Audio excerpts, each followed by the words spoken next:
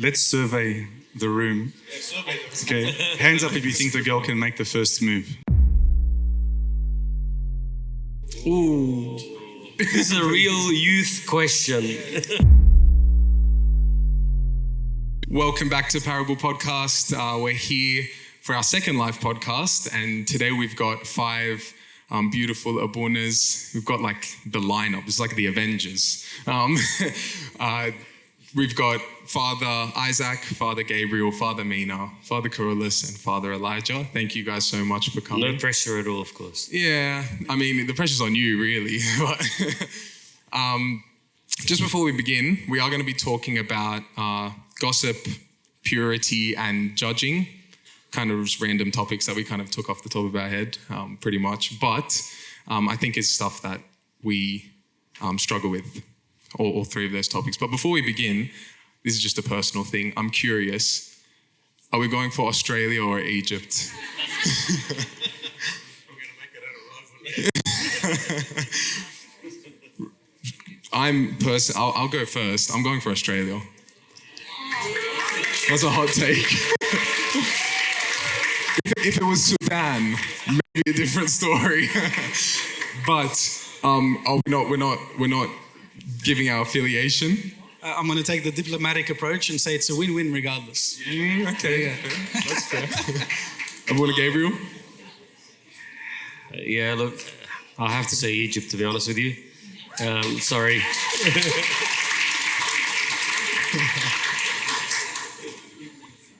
I agree it's a win-win, but Australia. Okay, so we've got the fence, and then we've got Egypt, Australia. Yeah. I think it doesn't make a difference because I'm told the next round is against Argentina. Fair enough. Australia for me. I'm curious. Wait, Chris. I was born here, so Australia. Yeah, okay, fair enough. Okay, show of hands. If you're going for Egypt, raise your hand. Okay. If you're going for Australia, raise your hand. I think Egypt wins. The immigration office would not be proud. Okay, we'll get stuck in. All right. Before we get stuck in, I think Father Isaac has a beautiful question for all the priests. Yeah, so as a young priest, I've only been a priest for less than a year. I would love to hear some wisdom from the fathers. A question that I've wanted to ask a priest panel is, what is the greatest lesson you have learned from your priesthood? Whether it's something that you might have taken from the congregation or something that has occurred to you as you've been in service as a priest, what is the greatest lesson you've learned? I'd love to hear from you, fathers.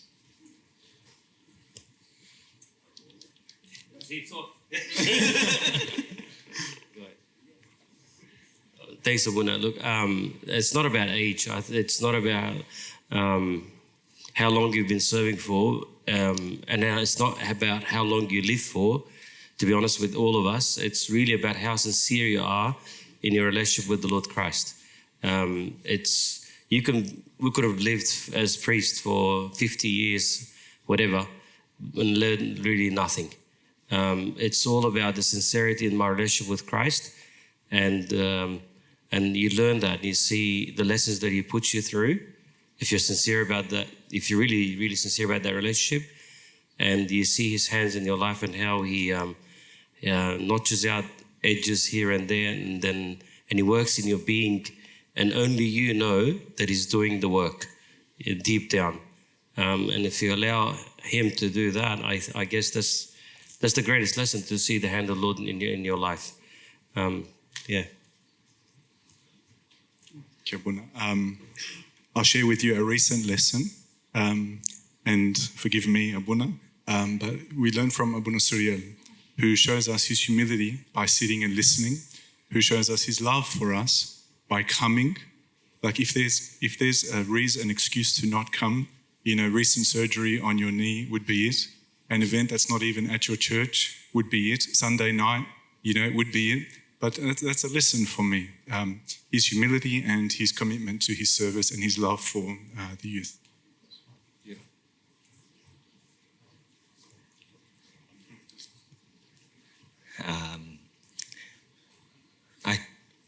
the lesson I learned quite quickly and am still learning is that I know nothing.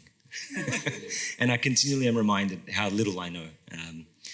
And I remember actually, before I got ordained, I was speaking to Abuna Meena, and that was actually the first thing he told me. He said, Abuna, look, you're going to find out very quickly that you know nothing.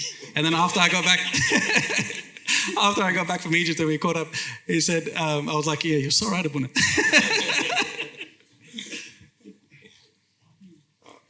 I'm the same, Abuna. I'm the youngest amongst all of them, and I'm the same. I know absolutely nothing. Actually, everybody knows that I'm KG. So even in Egypt, they called me Kahin Gadid, KG.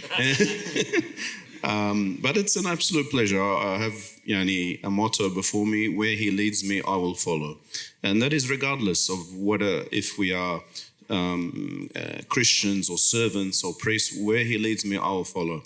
The other thing is that there are a lot of hungry and thirsty people out there, and we have a role to play into spreading Christ's message. It is not us. It is Christ who's dwelling in you, and he wants to use you. If it's not going to be you, be someone else. So why not that you say, here I am, Lord. I'm useless, but use me. You want to use me? I'm available. Please, I'm at your disposal. And that is something that we submit our life to him, long time ago, but if you haven't, try. Taste and see how sweet the Lord is. We'll get right into it. Our first topic for today is judging.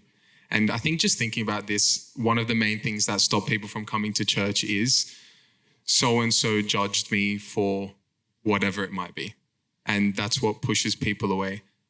What is the, importance of not judging others, and how do we actually do that? Because I think a lot of the time we say, we're discerning what's right and wrong, but that's actually just judgment. And that, what's the blurred line between that?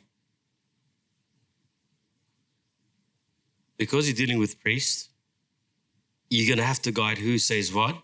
Because if you don't do that, nothing's going to happen. Humility wars.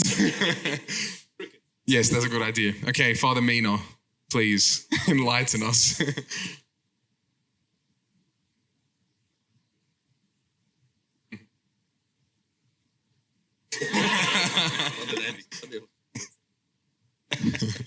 I forgot the questions. Say it again. Yeah, so one of the main things that deters people from coming to church is, so-and-so judged me. And I think a lot of the time we talk about discerning what's right and wrong, but that kind of falls under the bracket of just judging. Yeah, there's probably two questions in there, like the idea of discernment versus judging. I think, correct me if I'm wrong, fathers, but it was St. John Chrysostom that said the church is a hospital for sinners. And if you think you're going to go into a church and everyone in there is perfect, that's a big problem. Because you're destined for failure. The church is full of sinful people, just like we ourselves are sinful. And so when you are judged, you're judged by someone who is equally weak, working on their own salvation as well. So yes, judging is wrong, but to judge the state of the church by the people inside of the church isn't always going to work out in your favor. Also, we shouldn't let any single person stop us from coming into church because of their actions, whether it be judging or anything else. I think it was also St. John Chrysostom who says, if you walk into the church, this is a radical quote, that's why I think it's St. John Chrysostom, I can't remember, but he pretty much said, if you see the bishop dancing on the altar and the priest playing the drums for him, even then, the church is still like, okay, don't judge the state of the church because of that horrible thing that you see. And it's sort of a reminder that, yes, we as individuals in a church may be weak and someone in the church may cause us to feel unwelcome or uncomfortable, but it doesn't necessarily mean that there's anything wrong with the church. So it shouldn't stop you from going and being healed in this hospital. Can I share something personal as well? Back in the day of rebellious days, Josephine might know me a little before history, but anyway, we're still young, all right? That's true. Anyway. No.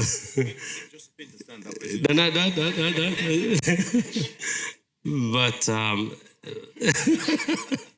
look, I think we've got to be very, very cautious with mixing our personal emotions from the idea of someone judging me and me being apprehensive and very conscious of my own errors and shortcomings, and being very sensitive that people know something about me, and then the way they're looking at me, they're judging me, and then in reality, no one really cares. I'm not saying this is perfectly the truth. Yes, some people do judge, of course, it's a problem. But I'm saying for the most part, I'm more conscious of my own errors and shortcomings than people even are aware. And then I end up kind of injuring my own self by ostracizing myself from the body, thinking people are judging me, they're saying this about me. And I remember there was a time that I actually drove all the way, I went to Meena's era, I drove all the way to the car park kind of here, and then I felt, nah, I can't go in there. And I drove out again, kind of thing, thinking someone's going to say something, whatever. I was an angel, right? There's nothing wrong with me. Hey! But it's more about me judging myself and being conscious of what people might say than people actually. And just be careful with that. You end up injuring yourself and separating yourself from the body. I don't know, that's my take on it.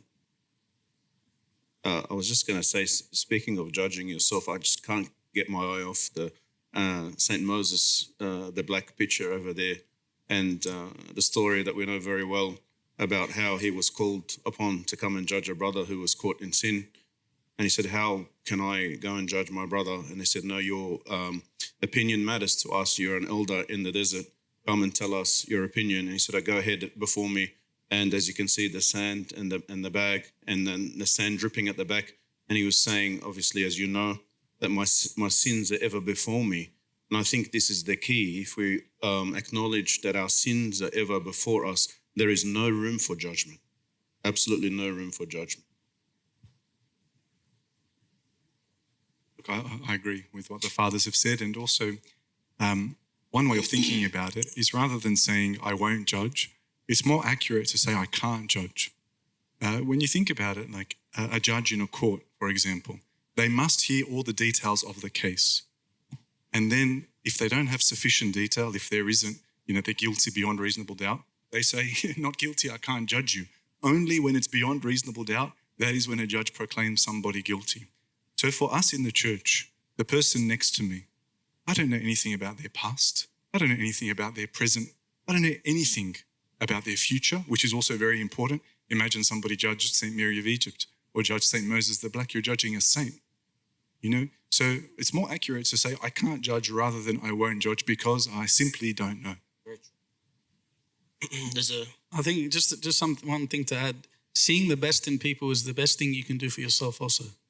If you see the good in people and you're not constantly looking for the bad, that's going to make your life a lot easier as well. Because you're naturally going to be more positive, and you're naturally going to enjoy being in certain environments. Because no matter where you go in life, you will find other people, and other people will be imperfect, and people will hurt you. And if I'm constantly looking out for that, I will see it. I will see it, I will find it, I will dwell in it, I will become that thing. But if I just give everyone an excuse and I give them the benefit of the doubt and I see the good and I look at my own faults, that helps you out a lot.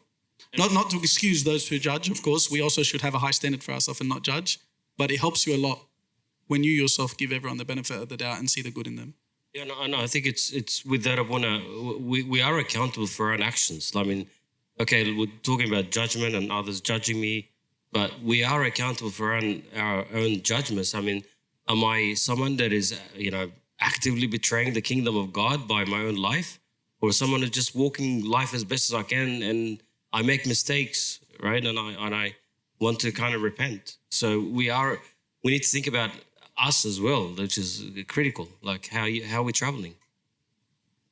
What if I'm being judged currently in the church and now I'm feeling left out of the church community? What is the advice for that? That's one of the Slido questions, by the way. It is. 10 minutes ago, 10 likes. So.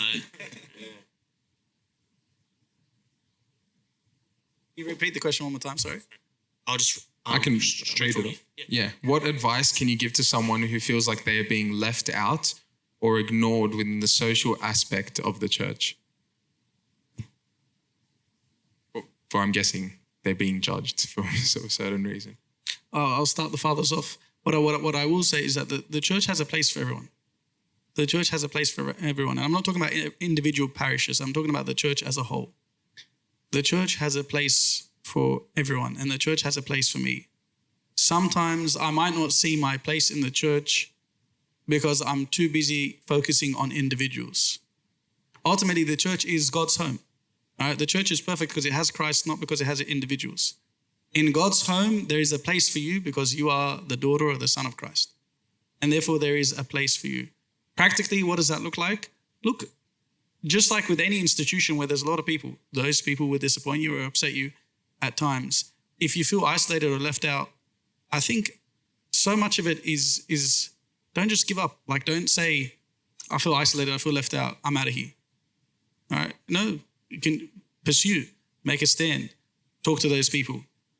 Continue trying to get involved in a service, getting involved in something. All right, there are so many things that happen and speaking to all parishes, I'm sure, so many things happen throughout the week. There are so many different services, Friday, Saturday, Sunday. And sometimes like Friday, the people that are at church on Friday are not the people that are at church on Saturday. So there's so much going on in the church now, and that's a blessing. Don't just write off the church because at this one moment or this day or this parish, I felt a certain way. We work very hard in everything in our life. But when it comes to the church, we're very harsh on the church. And it's like, I want the church to be easy. All right, I'll go to the gym and I'll work very hard. I'll work very hard at my job place. I'll go through all the hoops and I'll climb the ladder and the ranks in my job. And I'll get pushed down, but I'll get back up again. I'll work very hard. At church, oh, no, someone upset me. I'm going to go. So also, I think sometimes we need to be the change that we want to see in church and sometimes push. Don't give up so easily. Do you think it's a societal thing of us as well, and everybody? Is it more like the idea of everyone's super sensitive, like everyone's so, like, see, we come from a different era, man. We're tough. I think, however, some people may. I'm not judging you. Some people may purposely try to not welcome you in the church, and like, I'm feeling not welcomed here at all. Do you think I should still go? Definitely. I mean, who is the model? It's Christ. If you feel unwelcome, then he was also unwelcome when he came, and he was criticized, and he suffered, and he did all of this for whom? And we are not, the master is not greater than the slave. So we will also have to suffer for his name's sake. So I think we need to try to get over the sensitivity and understand that the model is Christ, and that whatever we're going through, Christ went before us and went through it before us. And therefore, he's the model for us all. I'm never going to lose my focus with him. So I'm going to cling to him regardless, because he came from me. And it's a personal choice. I decide to cling to you, O Lord, because nothing is going to separate me from you. That's the whole reason I'm here, not for anyone else. That's actually the key element of it. I think because we're so active as a church, we're very unique that we've created fellowship as a Coptic Orthodox church. Look at you. Look how many of you are here. So everyone kind of connects, and it's a double-edged sword, because what ends up happening in community is that these issues can come up. People clashing, people saying things about others, whatever can happen. But I think if every one of us say, as Abuna just said, why are you here? Why did you come? So if you've come for the social element of it, there is potential for injury a lot higher.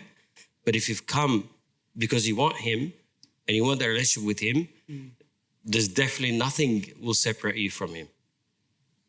But can I also just say, in a situation where someone is actively trying to push you out of church, that is not in line with the spirit of a church, I think, please let me know what you think, fathers, but I think in that case, you might have to tell someone in terms of a priest or maybe someone who's leading a service, because if there's active push to get you out of church, that's the opposite of what a church is. So maybe that might need, yeah. All right, can we play a video? It's feeling offended, please, video person. And Father Elijah, please focus, because you'll be... I want to hear your opinions on this one. Thank you very much for the heads up. Yeah, so we don't have to repeat it again. Offended. If you're feeling offended, it's because you think you're somebody. The person who's offended is walking around expecting to be treated well. Where do we get that idea as Christians? It may be you can't even be saved unless you have a lot of offense in your life. Certainly, if everyone was nice to us, this would be the quickest road to hell possible. Trust the providence of God. Trust that He brings just the right amount of offense into your life every day so that you can cover it over with love. Because if you cover over others' offenses, God will cover over yours. Damn. That was intense. Father Elijah, what do you think? Oh yeah, I love the perspective that I will be offended if I think that I am somebody. Because when you ultimately think about it, if I say to you that was offensive, who has control over that interaction? Is it that you offended me or that I found it offensive? It's up to me to find it offensive or not. You may intend to offend, and I just smile and say thanks, which is very frustrating for somebody that's trying to offend you. So it's it's really empowering when you think about it, that, you know what, like I deserve this and worse for my mistakes. And ultimately it comes to humility, which is the root of so many virtues, with pride being the root of so many vices. So for example, like losing my patience. Well, ultimately, again, I'm not that important. My time is not that precious. I don't deserve special treatment. The world will keep turning without me. My time is not more important than the time than the person's in front of me. So ultimately, if I'm humble, then less likely to be offended, less likely to be frustrated, less likely to be impatient. Humility is the key. Just on that though, I think I always struggle with this. Definitely agree with what you're saying, but in the sense of, like, we always hear St. Paul calling himself the chief of sinners, right? And like, really? Like if you're the chief of sinners, what does that make me? But even in saying that, often we do this thing where we say like, oh yeah, I can't judge you because I would make the same sins myself and all these things. But if I'm being completely honest, about to expose myself, if I say like I'm the chief of sinners, I don't think I really believe that, in the sense of like, I feel like I could do some worse things, for sure. Look, I'd like to add to that question to the fathers as well, because when I was young, we went on a boys' trip to Thailand, and we didn't know anything, right? Anything. We didn't know. Like, this is the time when you like book a trip through a travel agent, if you guys know what that is, you know? And we walked through this horrible road, and I was just, you know, looking around thinking, I must be in hell, you know, like, what is this place? And then we got to our rooms and we started to pray. And we're praying the concluding prayer, right? And one of the phrases in the concluding prayer says what? Amongst whom I am the first. And I was thinking to myself, not today. You know? But then, not today, oh my goodness. But then to my surprise, one of my friends next to me, when it came to that part, I noticed he said, I am the first. Like he meant it. And so my question for the fathers, to add on to Tim's question, is like, how could he have meant it when it just wasn't the observed reality? I think I have an answer, all right, but I'm sure the fathers have a better answer also. But the way I see it is that the perspective we should also take is that we judge our own self based on what we've also been given. And I think St. Paul was also viewing himself at what he's been given. He was a scribe. He had read all the Old Testament. He had seen so much goodness, right, in the Old Testament, and he knew, and he had the knowledge.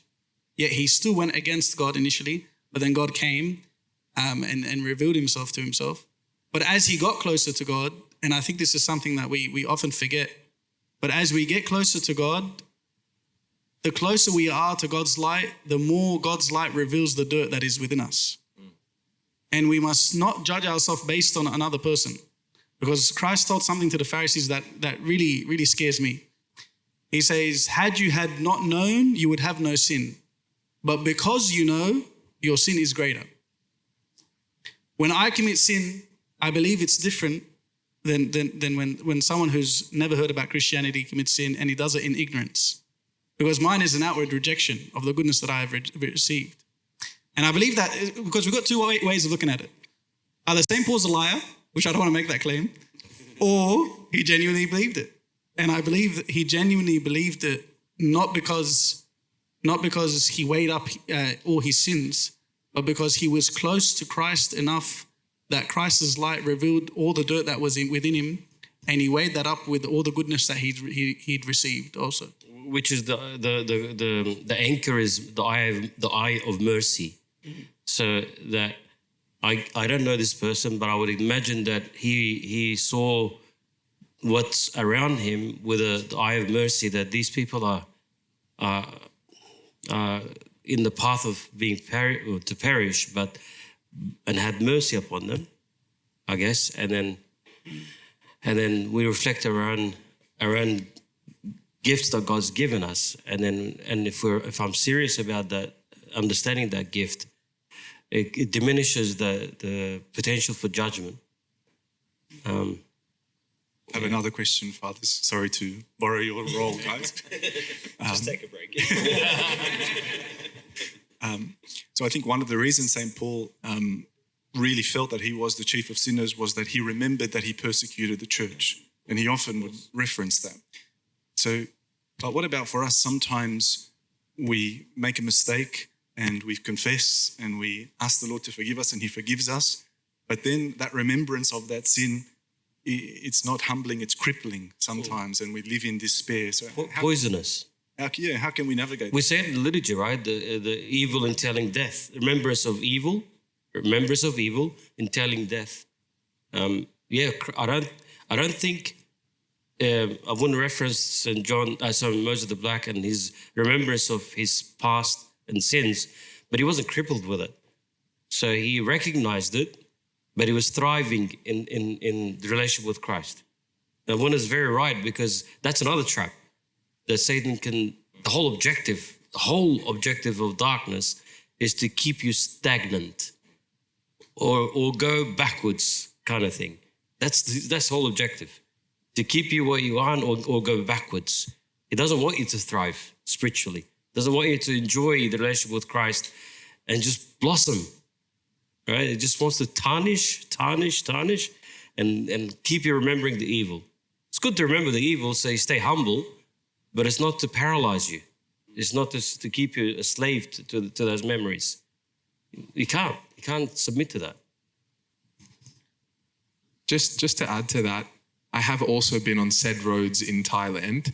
And one thing that I definitely did notice after the fact and during is just like, you feel a real deep sadness because you see things that, like, obviously you never want to see, but a sadness in the sense that you know that for some of these people, it's like they were not forced, but they were put in situations where, like, this is all they knew from when they were young. This is like all they've seen. Like, situationally, they didn't have the blessings that we have with a good family and a good community and blah, blah, blah. And it just makes you think to yourself, like, if I was in a very similar situation, it could easily be me.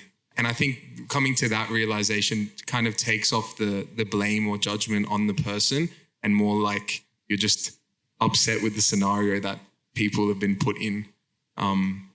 Like, no murderer wants to just be a murderer. It's like hurt people. So yeah, that's one thing that I noticed from that. All right, well, that's judging. So if anyone has a question, you can raise your hand if you like. You don't have to.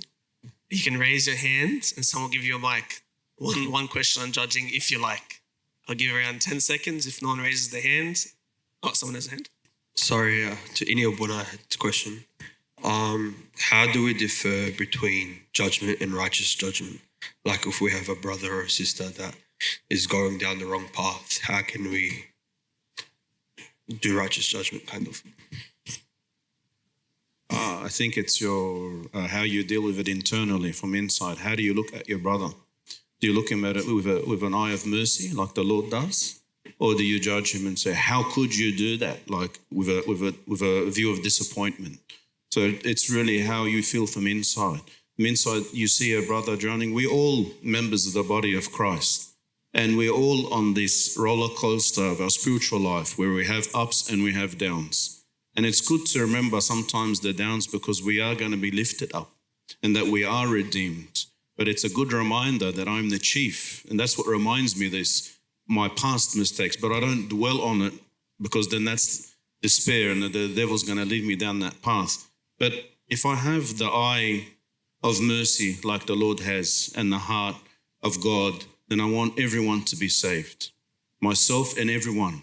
And I remember the late Pope Shenouda when he was here in Sydney at St. Mark's, and he said it's not enough to go heaven alone. We all have to go together. You got to take everyone along with you. So that is on us, righteous judgment. It's not a judgment. It's my brother it needs me, I'm there. Just like I need him when I'm down. Thank you, Bruno. Can I just elaborate a little bit as well that with the rapport between you and the person the relationship matters. So kind of if you don't know this person and you maybe have had a past of kind of judging this person as well, and then approaching them and condemning them is not going to go down very well. But I guess if you've had a relationship that they know you care. Okay, I'll tell you one more story. There was a type of music that I liked. I'm not saying what it is. It was metal music. Okay. I don't like you. I've got more stories later. Anyway, so there was an abuna here. And Heavy metal. There was an abuna here. And back in the day, there was like this fashion of like this type of shoes with like a metal cap at the end. It's like, anyway, it's like one of these things. Anyway, it was a look that wasn't really the best of looks, right? So I wasn't supposed to be a Sunday school servant. And this abuna said, I know him. I know he loves me. But it really upset me that day. He said, what is this you're wearing? This is not nice. This is not good. And he just gave it to me, right? Whatever he said. I can't remember what he said now. And I stopped serving. So you know what? That's it. I'm not serving anymore. And I walked away. But what he said, because I know he loves me and I know who he is, it's like really ate inside of me, like, you know. But eventually, I got the data and it corrected me and adjusted and all that kind of stuff. But it's because I know who he is and I know there's a relationship there. So it matters. It really matters. But also, let's not be naive. Come on, like we don't be fooled as well. And a bad company corrupts good habits. Like what we're saying here doesn't mean that I'll just surround myself with anyone and everyone. Like there's got to be wisdom of who I'm around. Like that's also important. All right, well, let's move on to gossiping. So, Tim, do you think gossiping is a big problem? No. Yeah, 100%. And I think gossiping is very similar to judging in the sense that it's kind of just judging behind someone's back, and making it a big deal, spreading rumors. I'm curious, why do you think gossiping feels so good? Why do people do it? Why is it that when someone says, "Oh, did you hear about?" You're on edge. Like, what did I hear? What do I need to hear? What do you think's like kind of the psychology a bit behind why people gossip and why we kind of throw shade on others? Father Meena, thank you. I don't know. Like I said at the start, I know nothing. But the psychology, I don't know. But I would say it's probably something to do with a chance to make myself feel better about myself. So I might be better than someone else at something. So let's say you gossip about, let's say someone's relationship. You could say, theirs isn't so great. And in comparison, mine is actually better. Even though you don't say that, it could be the undertone of everything. I wouldn't be surprised if that's got something to do with it. I'm not sure what you think, fathers. I was going to say the same thing. It's an ego thing. You are feeding an element of pride that's inside and saying, well, I'm not that bad then. Yeah, exactly like Abuna was saying. So, and then it falls into that judgment, as you were saying, Tim. So we've got to be careful about that. One other thing I was going to say is that why not gossip with God? Why not spend more time talking to Him rather than idle chatter? You know, today in the gospel, the last verse, we learned that with your words, you'll be justified, and with your words, you'll be condemned. You'll never be condemned if you are talking with God. And one of the fathers said, try to spend more time talking with God than with everyone else. So if you measure that out, how much I spend talking with my family, my friends, and then put on the side how much I talk with God, there may be a bit of an imbalance. I have a typical English teacher answer. There's something about someone else's drama and someone else's tragedy that we enjoy as long as we're not involved. That's actually why Shakespeare's tragedies are his greatest texts. Okay, we love. It's true. We love bad endings, everyone dying at the end. Okay, in texts like obviously Shakespeare's text, but it's one of those things where sometimes my suffering becomes okay. And this is really sad. It's something to be really critical about. Sometimes my suffering becomes okay when I get to see the drama and the issues of other people and then be like, oh, okay, well, I don't have it that bad. When I kind of put their issues on display, their suffering on display, and I kind of put it on myself and say, okay, well, mine is not that bad. In English, we actually studied why people like very dramatic text. Like everyone watches TV shows, and their favorite TV shows are usually one where all the characters die. It's very dramatic. Everything, there's plot twists all the time. It's all cliffhangers. Why? Because if I'm watching something that has way more problems in my life, okay, that makes me feel better about myself. It's like, okay, my life is not that bad now. And unfortunately, and this is what we need to be very critical about, sometimes we do that. We use other people's lives to do that for us. It's like, let me talk about their problems and then my problems aren't as bad. And then sometimes even in our head, we'll be like, yeah, I've got all these problems, but that person has it worse. Oh, yeah, I'm not that bad. Oh, good, great. And so I think that's something to be very critical about because that's extremely anti-Christian. Extremely anti-Christian. It's the opposite of what our Christianity is. Okay. Or it could be just us entertaining ourselves, which is worse. Because, as we're just trying to fill up time, we're bored, and this is what we talk about kind of thing. And you're not benefiting anything, obviously, from that. So it seems to be a big problem. So we asked Instagram a poll, so please, screen person, has someone ever gossiped about you before? Poll. Yep, okay. That's the one. So 80% says that, yes, they... wait, can I read that properly? I think that's 80. 83. Yes, yeah. I've experienced gossiping before. And next one as well. Not that I know of. Not that I know of. As in, yeah, this one. And then have I ever gossiped... Sorry, my bad. Have I ever gossiped about someone else before? 99% said yes, and 1% is lying. That was just Chris. So, obviously it's a problem, we all do it. We all gossip. And I just want to ask, because I'm the chief of all sinners, how would you advise me? How would you advise me, Father Elijah,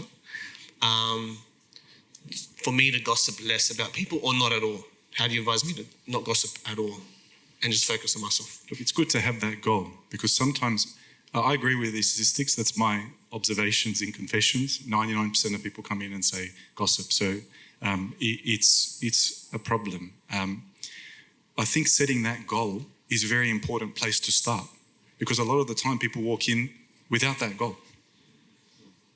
I gossip with a smirk and with no intention of changing, with no belief that God can help me to overcome this. They're like, it's just the same old thing again and again. It's never going to change. And I normalize it and I accept what I should not accept. And I love Abuna Isaac's expression of it's anti-Christian.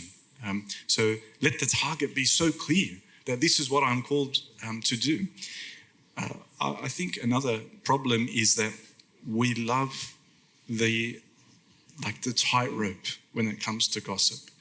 I'm just venting, I'm just sharing, I'm just getting advice, I'm just, trying to problem solve on behalf of the other person who's not there, who'll never hear the outcome of our problem solving, and then, I'm speaking about good things about the person, and a lot of the time we do that to soothe our conscience, we will spend 5 minutes, just slandering their name and then say, but they have a good heart, and then we feel better, and we feel so much better about it. So I think let the goal be clear and stay away from the edge of that cliff, run in the opposite direction.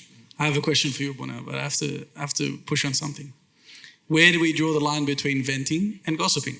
Is venting not allowed? After a long day at work, I want to come home and I want to rant with my work buddy or my wife and say, this is what happened and this person did this. Is there anything wrong with that? Where do I draw the line between gossiping and venting? Well, one of my favorite books in the Bible is Proverbs. And there's a verse in Proverbs, I don't know which chapter it is, I'm sorry. But it says, the fool vents his feelings. And I quote, why are you laughing? It's the Bible. It's not. I can just imagine. I didn't call you a fool, King Solomon did, I can just imagine my dad saying that to my mom. It's just not a good picture. So, and I tell you what, sometimes we again soothe our conscience, thinking, look, I'm venting because I just want to feel heard and I want to feel understood and I want to feel better, okay? And we trick ourselves, but tell me what you think about this, okay? Let's say I say to Chris, Chris, I came to church, man, and no one was nice to me, and and then you say to me, come on, Abuna, it's all in your head, man, just it's all right, it's okay. And what do I say? Oh yeah, thanks, Chris, I feel better. No, when has that ever happened? No, what do you mean? You didn't see, he did this. So I start the conversation and I've convinced myself that my goal is to feel better. But my actual goal is to make Chris feel angry with me. So I can feel heard and I can feel understood and feel validated and feel better about myself. So the intention, we've deceived ourselves to a large extent. So I love Abuna Kyrillos' advice that gossip to God, vent to God. If maybe you need advice about a situation or you need to talk about a situation, maybe I don't need to say names, if the circumstances permit. Maybe I don't need to make assumptions or assassinations about people's character and just talk about the issue at hand really objectively and calmly. And if I'm not able to do that in the heat of the moment, then I pray, I retreat, I revisit it. But a lot of the time, we decorate our sins. It's not easy. Yeah. And I think if I'm venting to someone, let's say no harm comes to me, the other person might view that person differently too, or that group of people. So there's another poll, the rumor poll. So have you ever changed your opinion on someone based off a rumor? So it could be rumor, it could be venting. 74% said yes. So, Abuna Meena, Father Meena, what do you think? Because many people may still not be convinced with the idea of no venting at all, because I need to vent, I need to address things, I need to get things off my chest. What would you advise to someone who would continuously need to get things off their chest to make themselves, I need to get it off?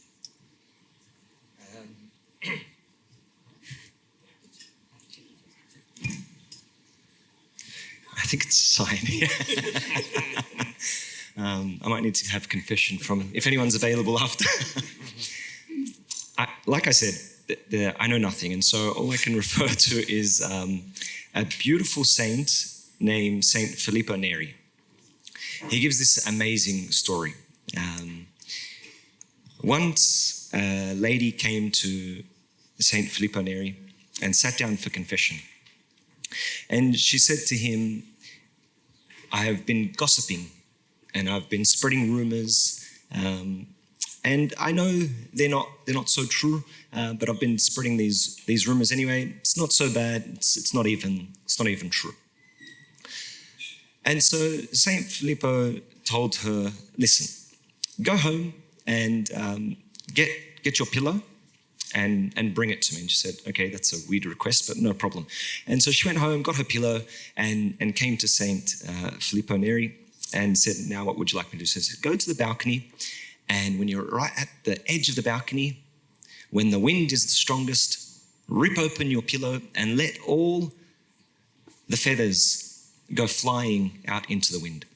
And she said, no problem. She went up to the balcony, opened the pillow and watched the feathers fly miles and miles away.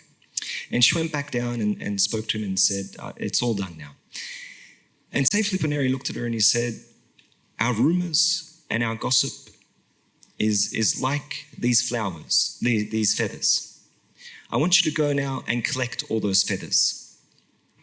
And she said, that's impossible. They went so far, they went to the next town. How am I ever supposed to get those? He said, exactly. Whether the rumors are true or not, whether your gossip is true or not, the effects of that are real. The word spread. Even when someone comes to you and says, I promise I won't tell anyone else, it's gone. It's gone. They're definitely going to tell someone else. It's definitely going to spread. And it's probably going to spread with a bit of exaggeration as well. And it's going to get worse and worse and worse. And apparently, rumor has it that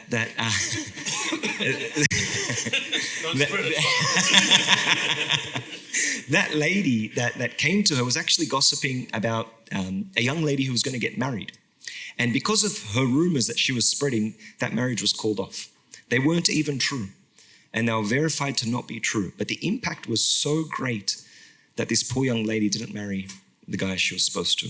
And so be very mindful of the things you say. I'm so glad you brought up the gospel of today, because it says, beware of the idle words you are saying, because you'll be judged by those words. To you, it's just venting. For you, it's just a bit of entertainment. For you, it's nothing. But the impact on someone else could be drastic. It could be so dramatic. And so please be careful of the idle words that we share, because it can go very, very far and cause a lot of damage to someone else. We have a video. How bad is gossip? Gossiping is listed in the Bible as one of the worst of all sins.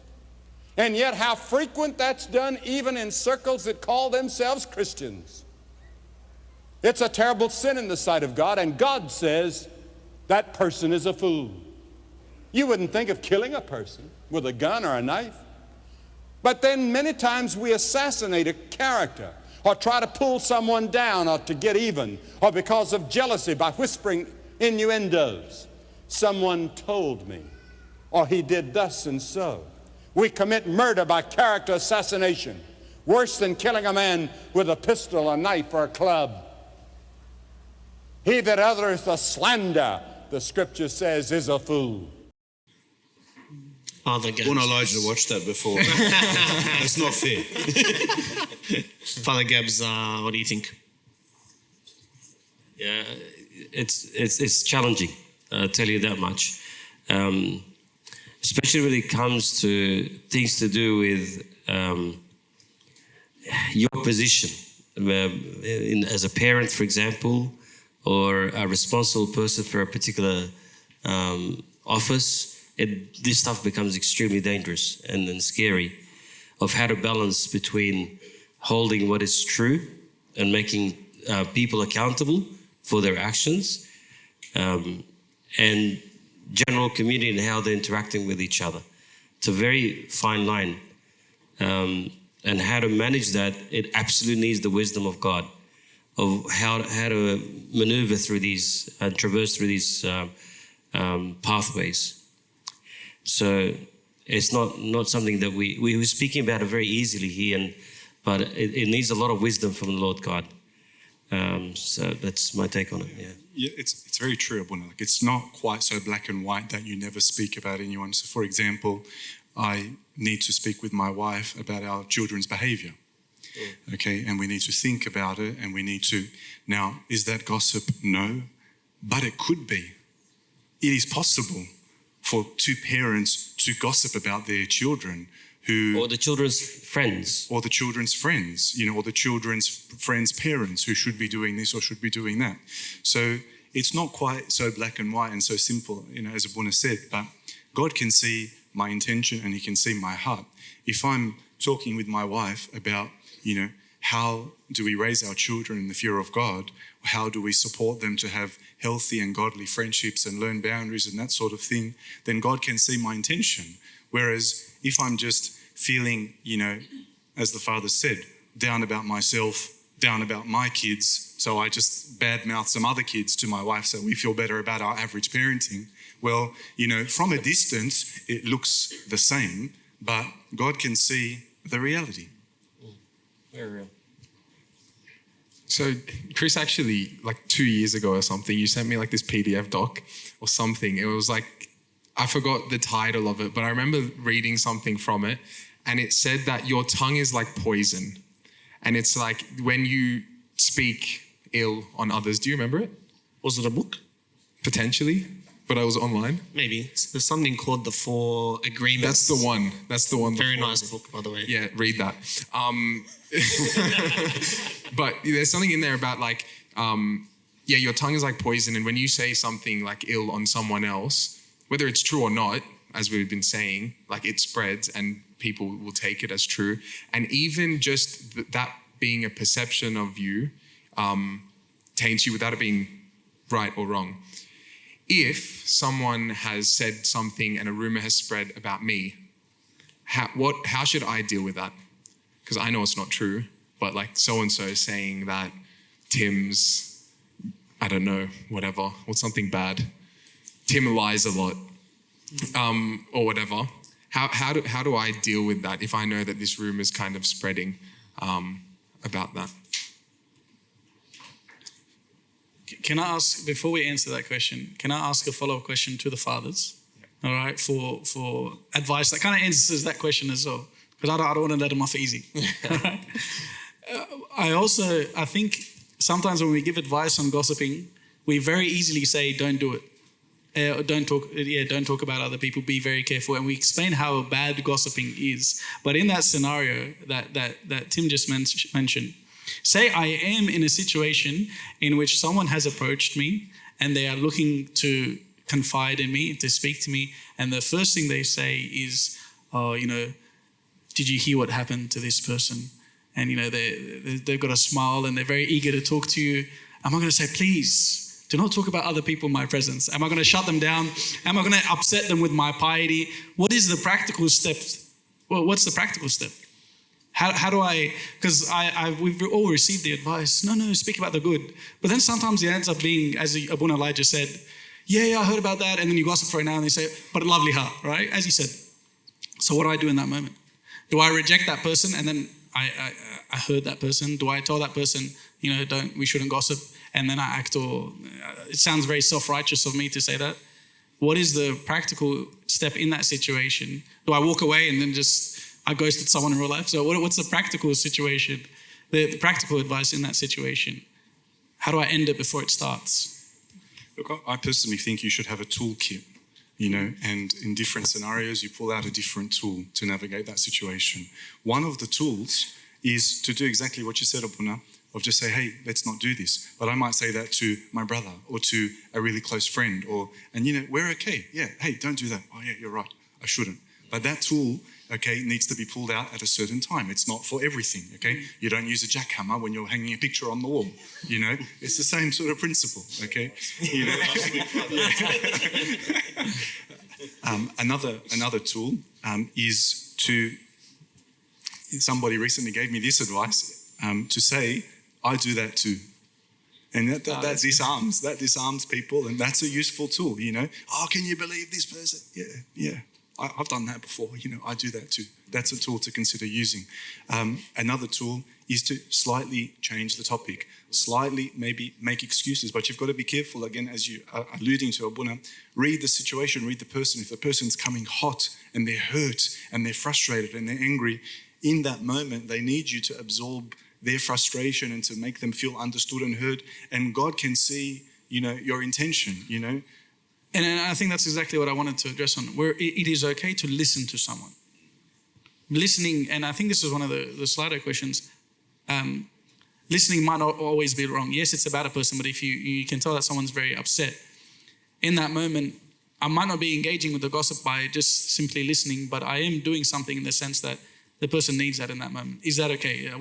Would we say that's okay? I think it must be. Otherwise, all we're doing all day as fathers is gossiping, because people come and they're frustrated and they're upset. And, I'm not gossiping with the lady who's upset with her husband because X, Y, Z has happened, that God can see my intention. I'm like, yeah, that guy's so horrible. How could he do that, So I guess God can see our intention. Yeah, act as a diffuser. You're very good at that. The diffuser of situations, which is our job as servants of God, yeah. Sorry, Tim. Did it answer my question? I don't know. We forgot the question. If someone's made a rumor about me and everyone just believes that Tim is the biggest liar on planet Earth, how do I deal with that? Where is the courage with everyone else to stand up and say, hey, what you're saying is not right? I know Tim very well, and that's not true. Where is that courage?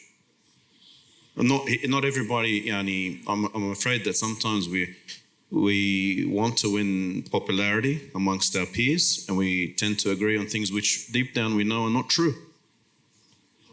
So why can't we defend? Because if I put myself with a bit of empathy in that situation, I want someone to defend me.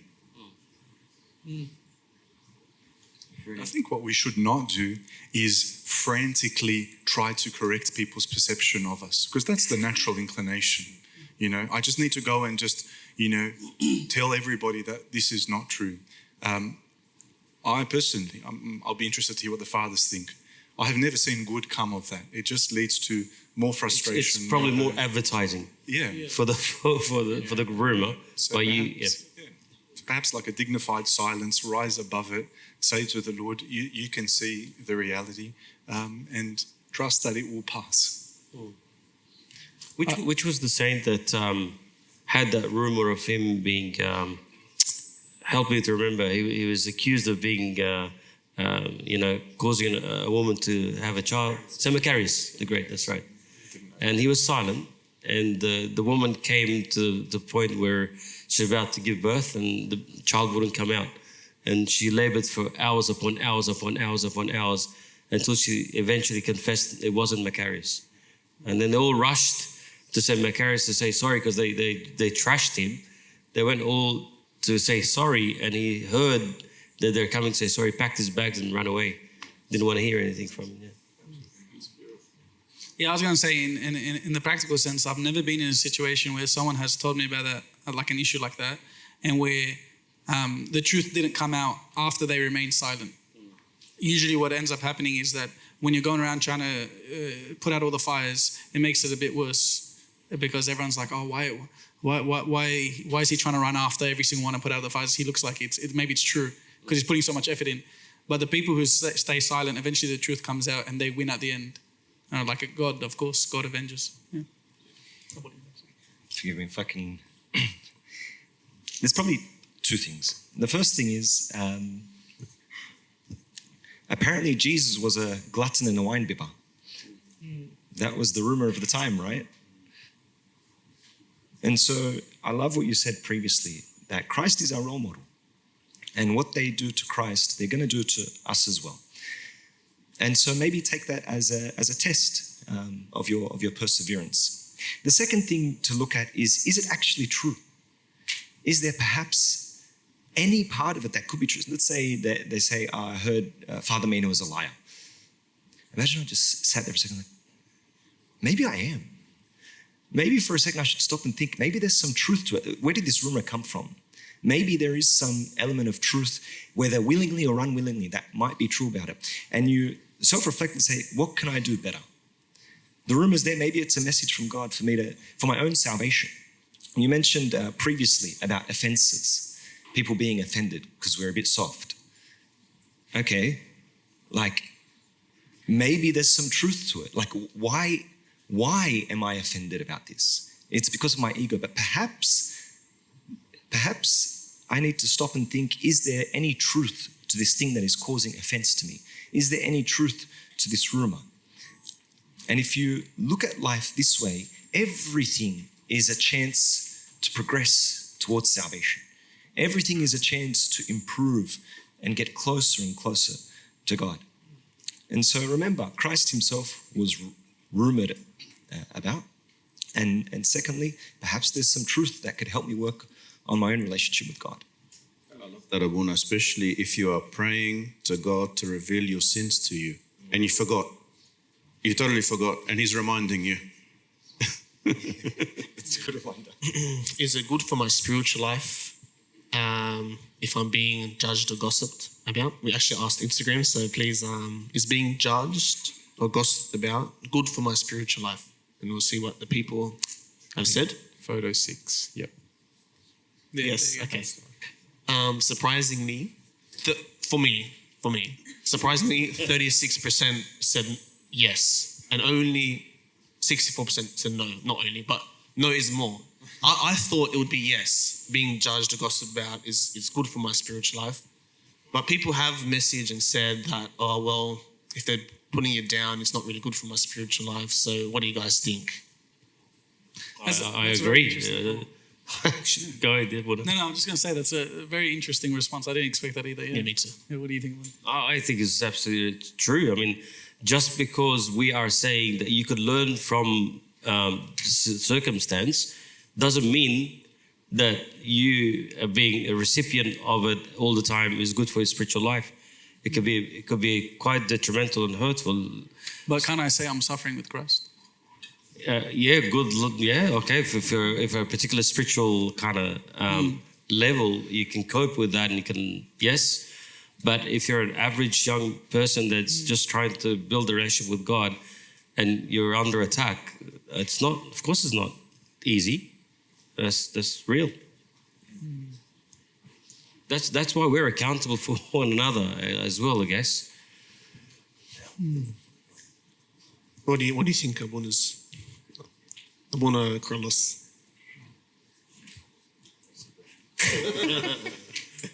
Do you see any issue with the statistic? I mean, if you take the lessons learned, because as Abuna said, nobody likes to be, hit all continually. You can, what's the roll of the punches, but not all the time. And of course, the Bible, St. Paul promises that we're not going to get tempted beyond our capability, and even with that the Lord will give us a way to escape. So I think you can go both ways. You can benefit by, as Abuna Meena was saying, maybe there's an element of truth in what is said, and I can use that to my advantage. That's edifying for myself and my spiritual life and keeps me accountable. So from that perspective, I'll take the good. And from the other side, of course, if I keep getting, I don't want to continually being slandered, for instance, it's not a good feeling, let's be honest. But, again, what is my safe haven? My haven is the altar, which is where? In the inner room, which is where my safe place is, where I spend most of my time every day. That's my safe haven. And that's where I put my request before God. And I lay it at the foot of the cross. And I say to him, this is what's being said. And I know what was said about you. But I leave it with you, Lord. And leave it, submit it. Of course, it's not easy and it takes training and practice. But it's something that we can do. I think I like what you said, because I think it is kind of dependent on the person. Yeah. If someone is, for example, I think Father Dan on a previous episode was talking a bit about I think criticism, and some people when they get criticized take it on board and then they change, but then some people take on criticism and it just kind of pushes them down further in the dump. Yeah. And I think it similarly applies to this. And I guess a way that I think about it is like with physical activity. Say you go and do a marathon or whatever, a marathon, let's just say. If you go and do it and have no training or haven't built up your tolerance for it, you're not going to do it. And if you do it, it's just going to deter you from ever running again in your life. Yeah, that's it. Whereas if it's something that you can tolerate bit by bit over time, training for that event, then that marathon, that bout of struggle is actually something that progresses you more, because it's just enough for you to handle. And I think that's because I guess we could put anything on the poll and it can be like, this amount of struggle, is it good for you or not? And then someone can say like, Jesus struggled with it, so it's good enough for me. But it doesn't really apply because it's not really meeting you where you're at. And that's like the defenders of our church, like the ascetics, the ones that pray for us in the wilderness. People like the monks that go out into the wilderness and kind of live in middle of nowhere. They are training themselves for these potential situations. And as they are being trained up, when they go out into the world, if God calls them for that, they know how to handle it. Like Pope Shenouda, for example, lived 8 years in nothing. So he was capable to deal with all the pain that came when the president of the country proclaims him, you're no longer the patriarch of the church, and puts him in house arrest and all that. The guy was very resilient, very solid. They put all these rumors about him, all this noise everywhere, and just very, very resilient. And said, one of the things they said to him, they said, they removed you from the throne of being the patriarch of Alexandria. In your seat in Cairo or whatever it is, said, he responded back by saying, wherever the patriarch is, there is the throne of the church. Doesn't matter where he is, kind of thing. So you're right. Like, let's train ourselves up to become resilient against the powers of darkness. That's important. Each one of us. All right. Well, for gossiping, we'll do one question on the Slido, but I'll try and grab a few together, and then one live question. So if anyone has a question, can put your hand up. In the meantime, I'll ask my Slido question. Oh, not my Slido question, but a gathering. So for gossiping, and if I really need help with a certain situation, and I need someone to really know the details to give me the right advice, is it bad? And is it bad if I'm doing it if I'm talking to a priest about it? Or is it also bad if I do it talk about it with my friend? Is it bad either or is it okay sometimes?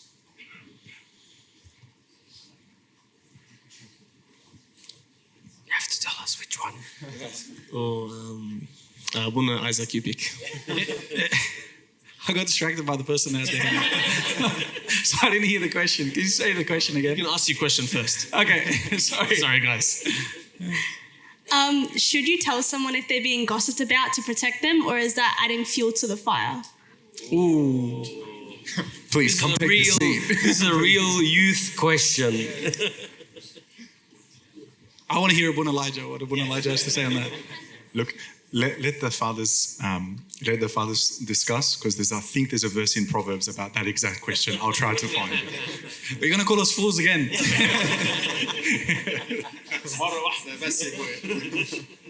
That's a rumor. I think in context. Sometimes it's best not to say, okay? And sometimes you probably might have to say just to give her a heads up, because it might cause, I could be wrong, it might cause more problems for you when she eventually finds out and you knew and then you didn't tell her, and then you're like, now you're part of the drama, and then it's heaps of dramas and back and forth. So I look, if you know it's not going to go back to her, if it's something in passing, like there has to be wisdom, right? I'm not just going to say every time I heard something about it, hey, by the way, someone said this, someone said this, someone said, she's going to be destroyed by the end of it. But if something serious is being spoken about your friend, and then yeah, I think your friend would expect you to share. And like, I wouldn't tell her in the type of way that encourages a massive dramatic event. Just say, hey, I thought I'd give you a heads up. And then I wouldn't engage any further. Yeah.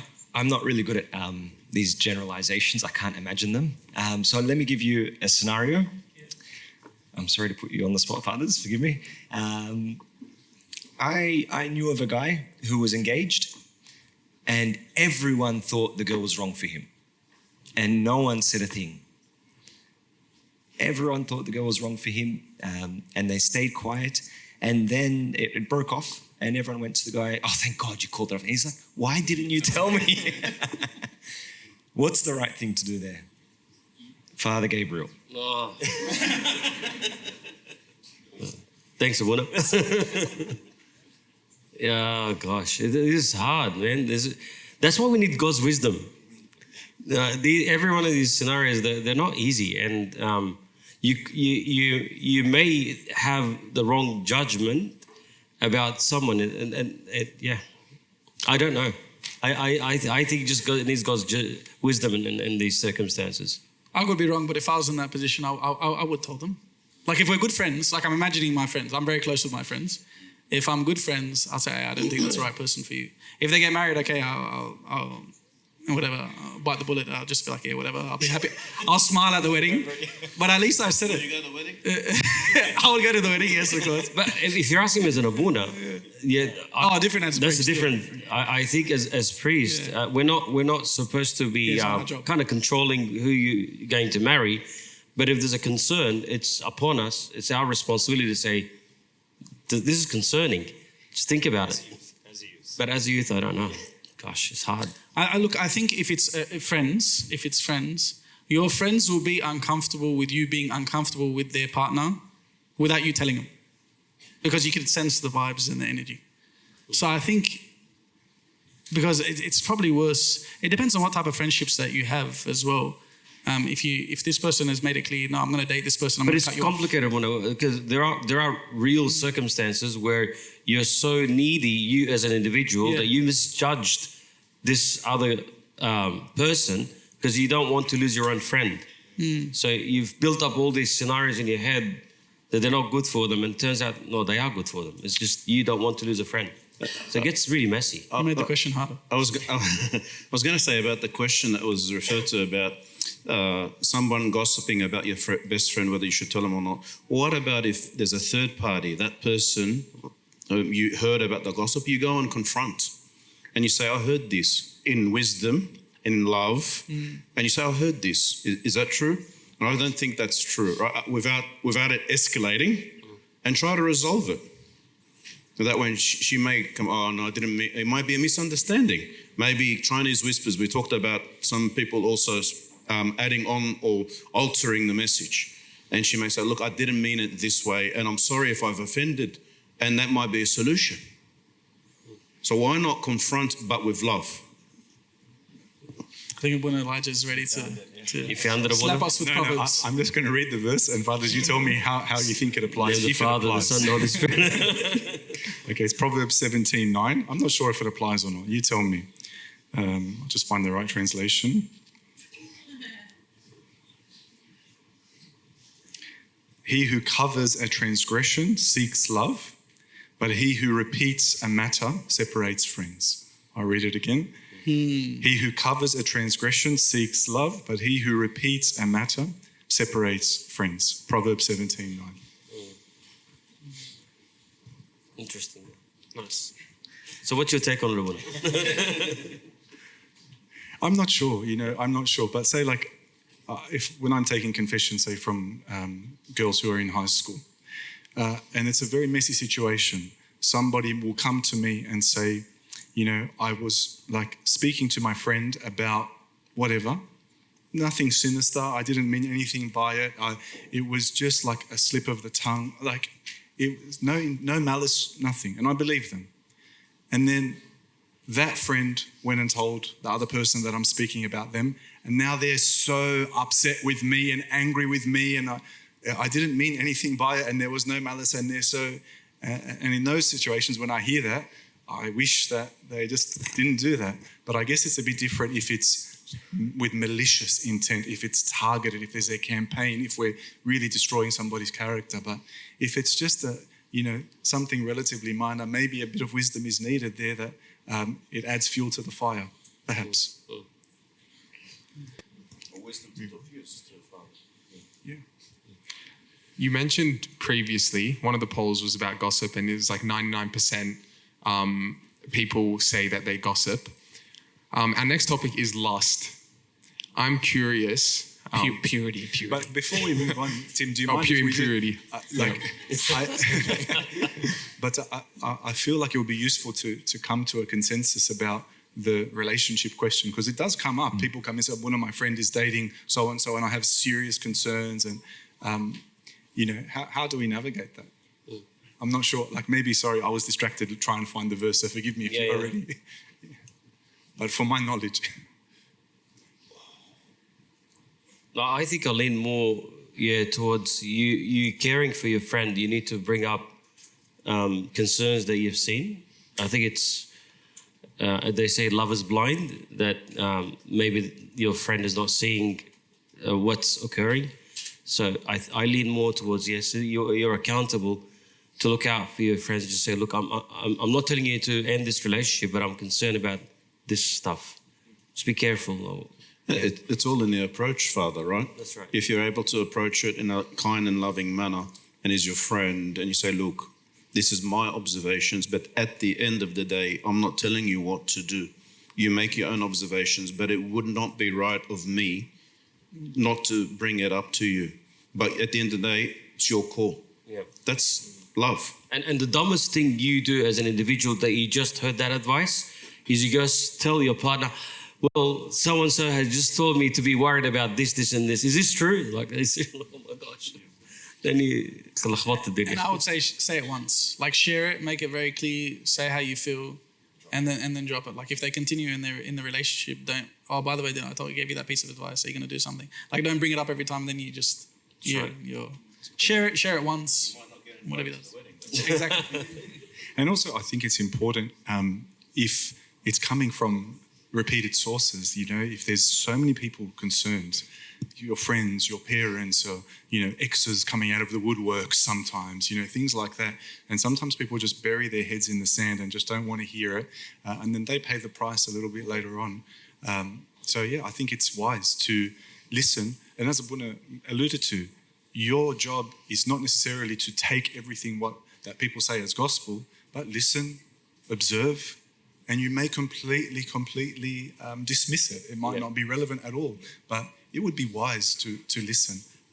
Yeah. I just remembered a quote from Pope Shenouda from Ezekiel 33. I'm sure the fathers would have heard this, but in his last visit again to St. Mark's, he quoted Ezekiel chapter 33, and it's repeated throughout the book of Ezekiel. And he says, as servants or as friends or as priests, whichever category you are, we are like watchmen that are guarding the city.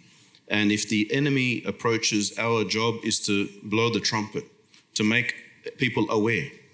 If we blow the trumpet, then if the enemy invades, then the person will, and they perish, the blood is on them. But if we didn't blow the trumpet, we didn't warn, then the blood will be required of us. That's more to do with accountability, but may be relevant about our job is to blow the trumpet with care and love. Correct. All right, well, the next topic is purity, which, Tim, do you have any questions on that? Yeah, I'm just curious, because you said previously, Father Elijah, that gossip is something that comes up in confession a lot. Amongst youth, let's say youth, these ages in front of us, how often would you say purity is discussed in confession? Like, how big of a problem do you find it on a day-to-day? It depends which church you come. No, I'm just joking. Bro. It's a joke. It's a joke.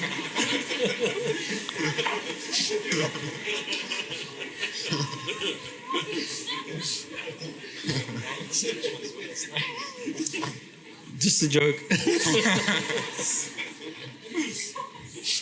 Now you've got rumours spreading. Rumours, all the feathers. It's a rumor. How often would you say? You don't have to put a number, but put a number. No. I would say it's extremely common. It's extremely common. Obviously, yeah. Would you say it's more common amongst men or women or both? Or We're all humans, right? It's a problem. You know the concept with Spider-Man, the idea with great power comes great responsibility. God's put that desire in mankind, and it comes with responsibility. So it's in humanity, and then it's what we do about it. The challenge then comes with that, and I think that's the premise. There's a question on the Slido here. What do you do if you are struggling to hate the sin of lust?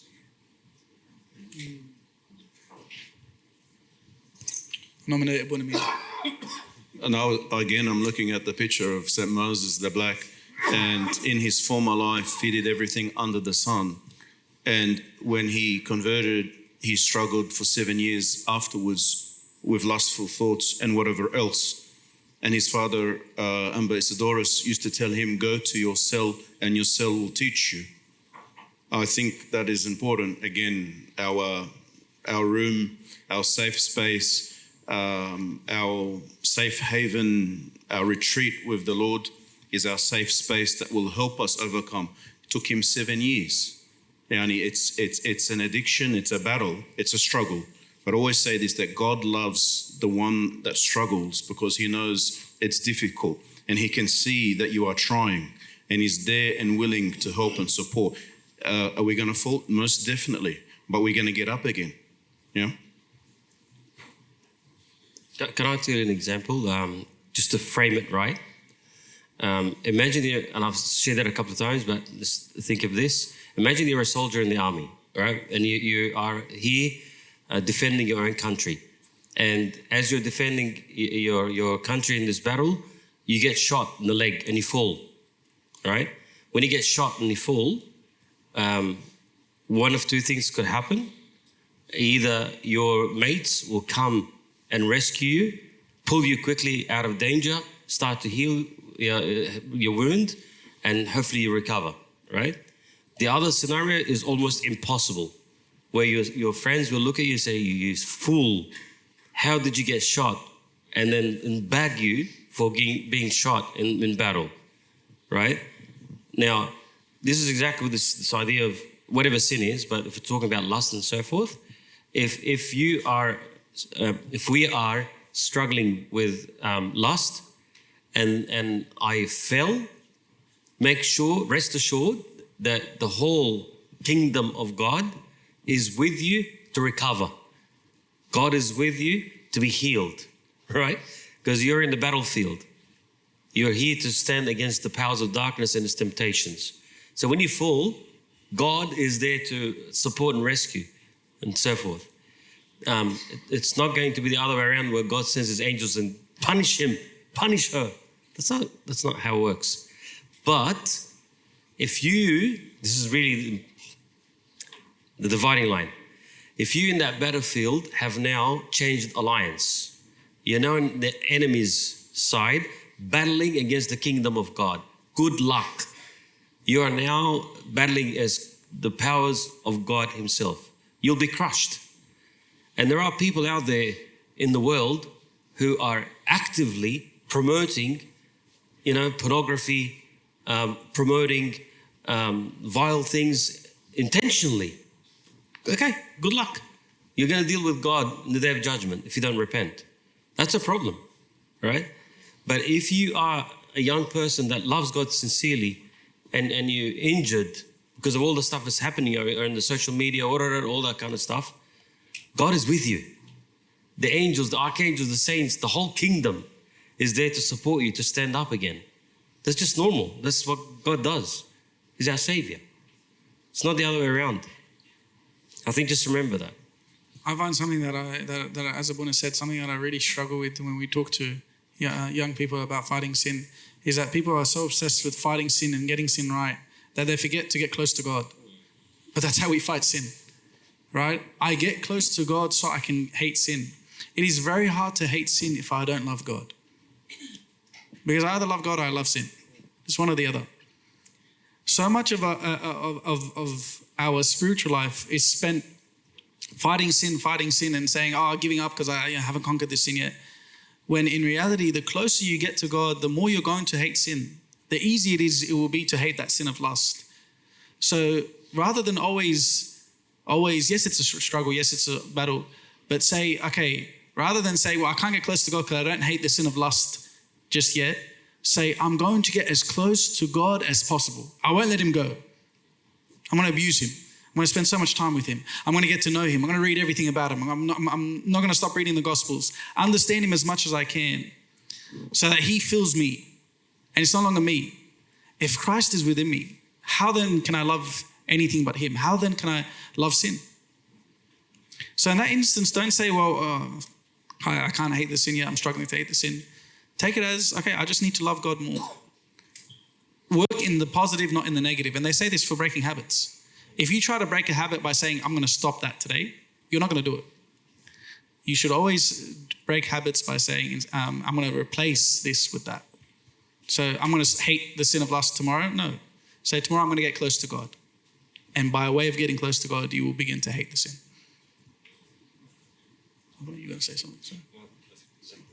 I think that's actually we had a talk on Friday night at St. Oneness, represent, and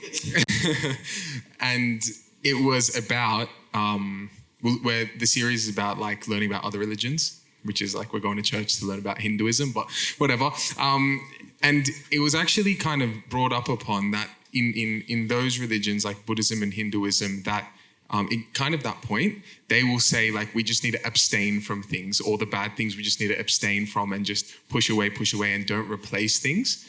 And I think that that's what makes us a little bit different, because when we say like no to sin, it's not just no to sin, it's like pushing us in the direction of God. So we have to fill our time with those things. And I think that that's one of the biggest things in my head, in my experience with lust. It's like, it's not good enough to just stop.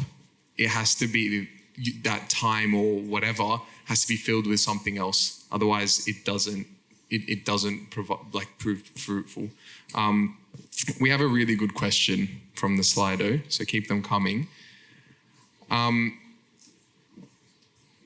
Why does the church push the concept of virginity if sexual behaviors are biological?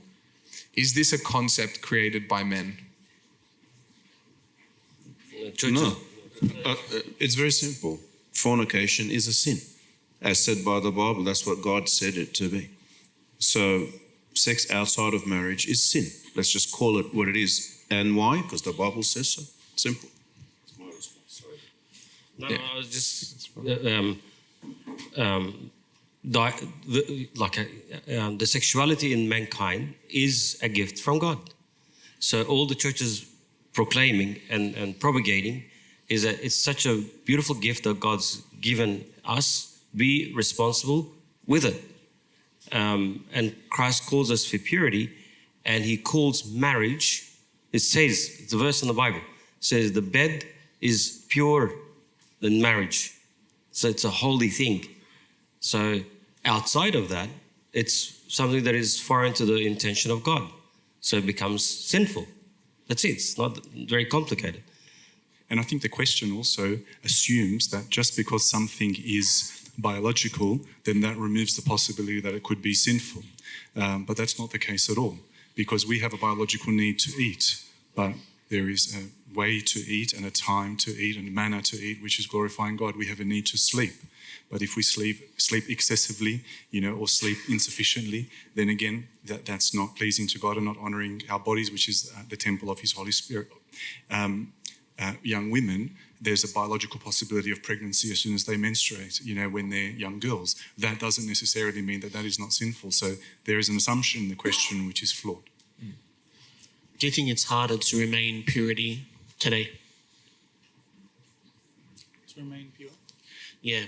Do you think it's harder today than ever before to remain pure in our society, especially in relationships? And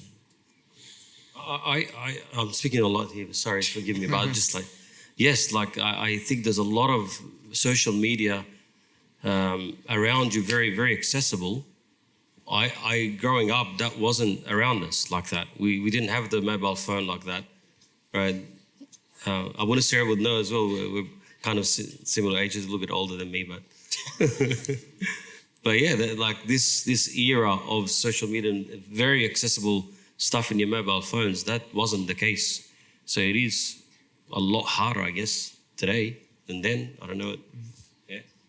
But I think, yeah, it is harder and we have a lot more access, but I also want to be careful of me using that as an excuse, saying, well, they had it easy.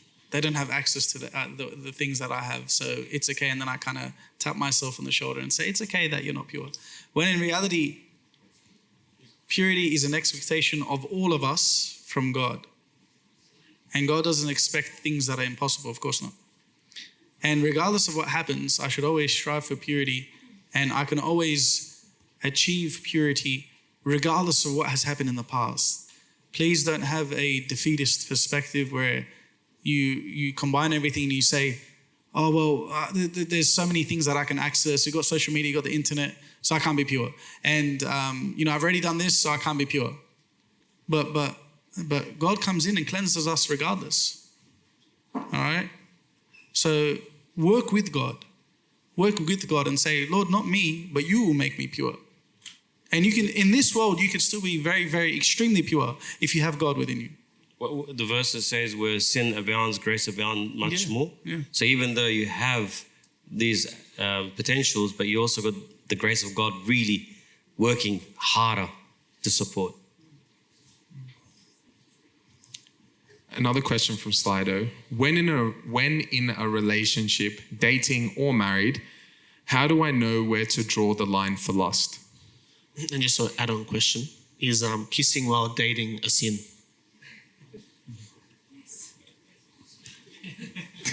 Yes. On the hand or on the forehead يعني وضع.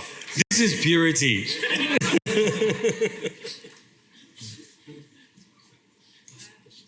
Yeah, so when in a relationship, dating or married, how do I know where to draw the line for lust? And also, like, in marriage, can I be lusting over my partner?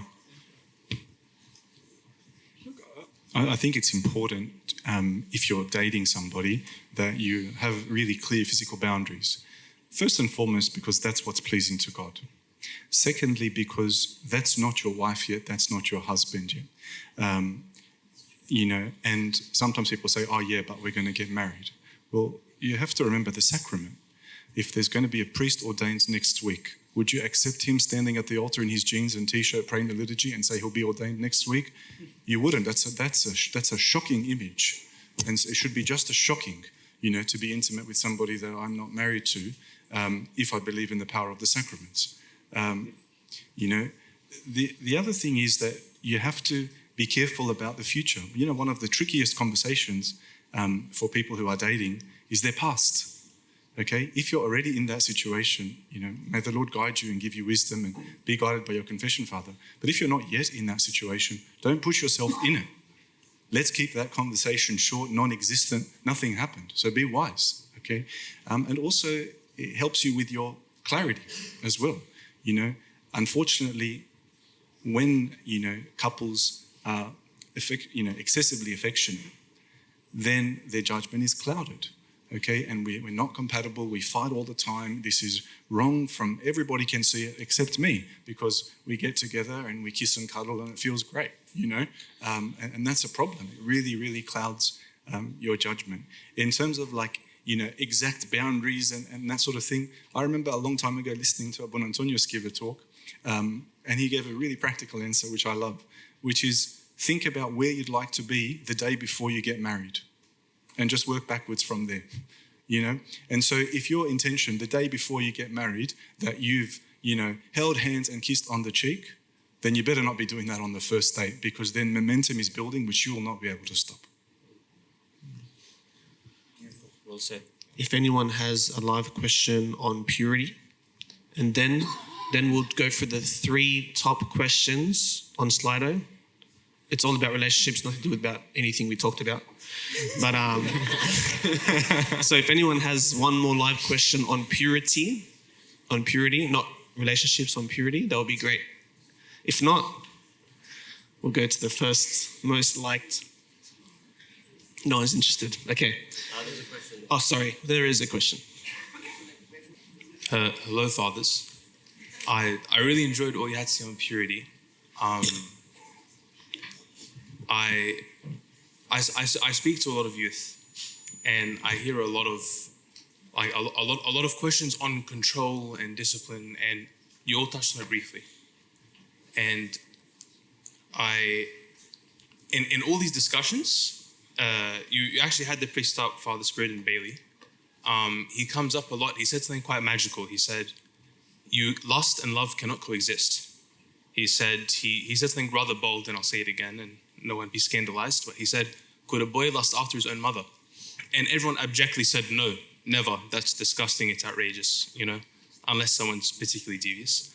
But he said, if you truly love someone, you cannot reduce them to an object for your pleasure. And so your mission shouldn't be to curtail your inner demon, but rather find the Lord in everyone else. The question I bring to you is, A, if this is sound, which I don't know it to be, how does one find a way to love everyone if he does not know everyone? Because God can love us all because he knows us all infinitely and intimately. But while I'm blessed to have met you all, kissed your hands, and spoken to you at length, I don't know everyone in this room. Can I love everyone in this room? And how so? I think so, yes. I've got a very basic, simple answer, and then you get the good answers from the fathers. All right. You ever meet dog lovers? They love all dogs because they love dogs. Or can't I love all humans because I love humans? That's it. Why do I have to? I think the implication that I need to know everyone in order to love them, you're thinking about love in a different way. I should love humanity because humanity is made in the image and likeness of God. And I don't need to know them personally to know if I love them, because then that implies that it's not unconditional love, it's conditional on the instance that they either entertain me or they've got a great personality or they're not annoying and frustrating. We should be lovers of humans. We should be loving human beings. Just like, honestly, dog people. They love every dog. You'll be walking with a person who's a dog person, and you'll see a pit bull. I used to hate those type of people. And they'll see a crazy dog, and I'm ready to run. And they're like, no. They're so friendly. And the dog's coming, and they're like, it's ready to attack you. They're so friendly. I'm like, that dog's not friendly. There's no way that dog is friendly. It's out of this world. But it's like they grow up with a pet dog, and they love all dogs, even if the dog looks like it's going to bite your head off. Okay? So then I should have also that same kind of love for humanity. The person doesn't need to look in a certain way. He doesn't need to have a particular personality. He doesn't need to be this way, this way. I love him because he's human. And he's made in the image and likeness of my God, who I love so much also. That's it. Make it a bit simple. It's beautiful. Go ahead, Abun. Look, I was going to shed some thought on the other part of that question, which is, can you love and lust at the same time? And my view is that you can't, simply because lust is selfish and love is selfless. St. Paul, when describing love in 1 Corinthians, one of the descriptions that he gives is that love does not seek its own. Okay, and this is one really important difference between lust and love. Okay, so somebody who is acting out on their lust, right? There is a desire, there is, something that needs to be satisfied for me. There's no regard for another person. Often there is no other person. Okay, whereas love does not seek its own. Even, in the intimacy of marriage, does not seek its own. It's not thinking about me. Okay, so my view is that no, love and lust cannot coexist. They're in fact opposite.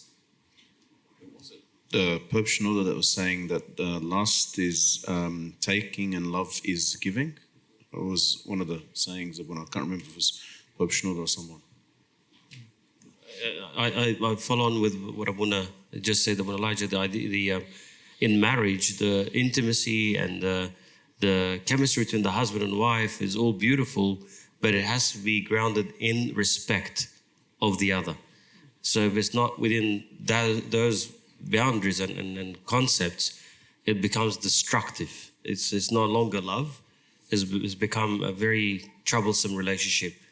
So respect is critical. First question on the Slido. So, how to get past the talking stage? And there is 220 likes on this question. So, I assume There are 220 people here who are still in the talking phase. I don't know. No, Chris just made 220 accounts and just fabricated it. I just really want this question to be answered. So, Abunas, we'll start with Father Meena. How to get past the talking stage? Just ask them out. Just ask them out. Like seriously, just tough up, especially if you're the guy. Just harden up a little bit and just ask them out. Like I don't understand this generation. I'm so sorry. But It's so beyond me. Like, I'm not even that much older than some of you. So, like, just ask the girl out. Like, what's the problem? Like, be a man. Be rejected. It's fine. Be rejected. It's no big deal. Move on. Like, stop wasting your time then. But also, guys could be also very scared of being rejected, as you just said. So you ladies kind of make it a little bit clearer. So, you know. That's true. I agree. Fathers, I had a conversation about this, and I had two girls from the youth disagree with me strongly that the girl can never ask the guy out. She can't be the one to make the move. All right, what do you guys think? I could be wrong. Yeah. Josephine thinks. So can the girl make the move? The big question: can the girl make the move or take the initiative? There's some girls shaking their head now. Actually, can they make the move and take the initiative to either ask the guy out, shaking their head? All right. While we get and the get camera, things going if he's slow. While we get the camera sorted, let's survey the room. Okay, hands up if you think the girl can make the first move. Girl making the first move, hands up. And hands up if not. Okay. Hands up high if not. No, there's a lot of people neutral. If not for what? Okay. All right. So Josephine, I'll let you answer. But this survey is very telling. This survey is very telling, and I think it reflects the wider, perspective that yes, girls, you can ask somebody out, but 9 times out of 10, it'll be a turn off for the guy. 1 out of 10 won't mind. Yeah, look, I don't girls. Don't assume the role of the male and you go ask them out. I don't think any of us are saying. You said that. I think Josephine's about to say that. No, I don't. I think I'm not to. For me, actually, no, you didn't say that. I'll take it back.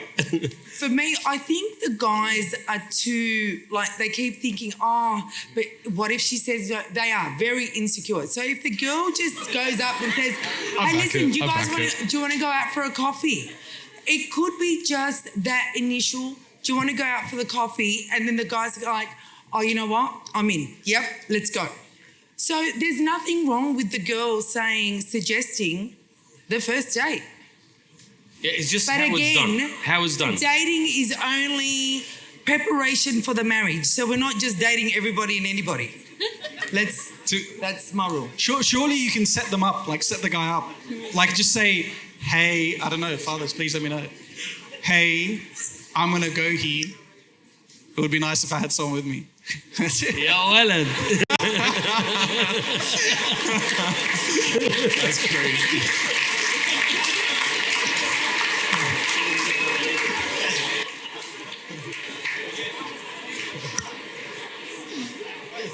Is there a question?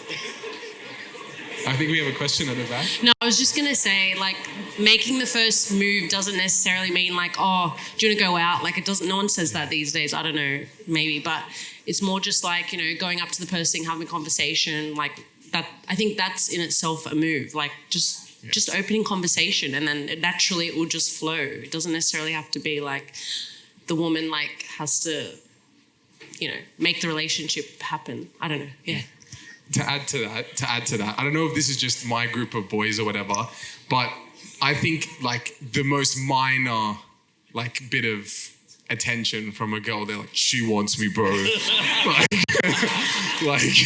There's no doubt. So I feel most guys are probably overzealous. It's just someone said hello to him. Most of the time, yeah. What if you want to ask someone out, but you're scared of the gossip and you're scared that they'll screenshot it and send it to the group of friends? And what do you think about that? I think that's the biggest thing, actually, that stops people. Yeah, can I say, all the laughing and all the joy of it, yeah? But this stuff has got to be dealt with extreme caution and care. So it's not something that is common, that even for the guys, that you just go to any random girl and ask her out. So it becomes known that this guy's asking every girl out. That's going to backfire, right? It becomes known, rumors, that this asked all these girls. Don't do that. And vice versa, the females as well. Obviously, we don't simplify this. So be able with wisdom to read the room. If you feel someone is paying attention to you, cautiously test it. And if it's consistent and stable, then take the next step. So it's got to be done with respect as well. So it's not just a game that we're playing with each other's emotions. It's got to be done with honor and respect. And I think, Father, on that point as well, I think it's important to enter by the door and not the window.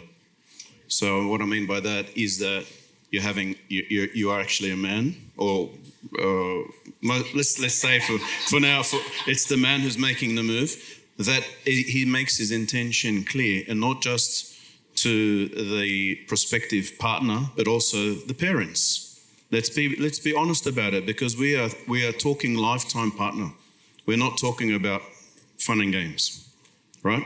So let's enter by the door, and that way you can eliminate some of the rumors. When there's a post out, I know, the parents have spoken, and they're getting acquainted, and they're getting to know each other, and we're aware, we're transparent with our intention. I hear you, and I agree with that. But there is also the pressure that unfortunately some parents put on their children, that that's it, it's locked in. This is the one.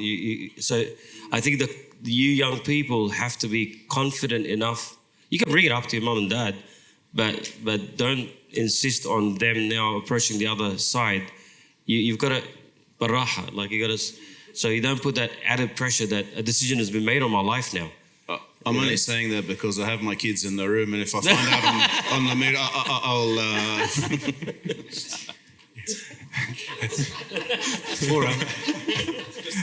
I'll turn the camera on. In terms of your question, Chris, about I'm worried about asking the person out because of potential gossip, screenshot, that sort of thing. Maybe it's oversimplifying it, but two thoughts. Maybe do it in person. It's always better, I think. And then secondly, if you are concerned that the person that you're approaching might be capable of doing something so dishonorable, then maybe your criteria need to change. Great shout. Yeah. That's a great shout.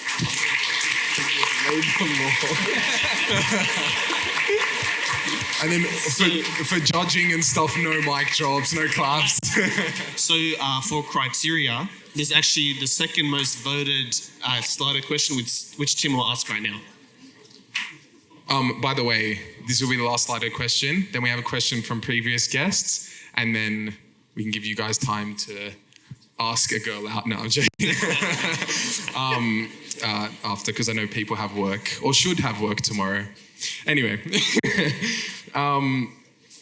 how do I navigate a relationship with someone who ticks every box, but I'm still unsatisfied / burdened within me? Is she not the one, or am I not ready? It's a good question.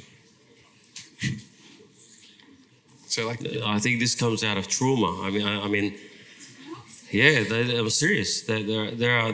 I'm sure the fathers see this, where young people, because of what they've seen in their own life, they're really scared. They are scared of the whole concept of marriage. They've seen too much pain, and they don't know what to do next. So they keep sitting on the edge of the decision, and not wanting to take the plunge, kind of thing, because the fear of what could go wrong. It's a real issue. So I think we need to remember relationships. There are things I need to heal internally through your confession fathers. Some circumstances might need actual therapy, that I need to be healed from my own pain and my own trauma and experience, so that I can view marriage with a fresh outlook that is healthy, that's well balanced, without all the anxieties and the fear of it.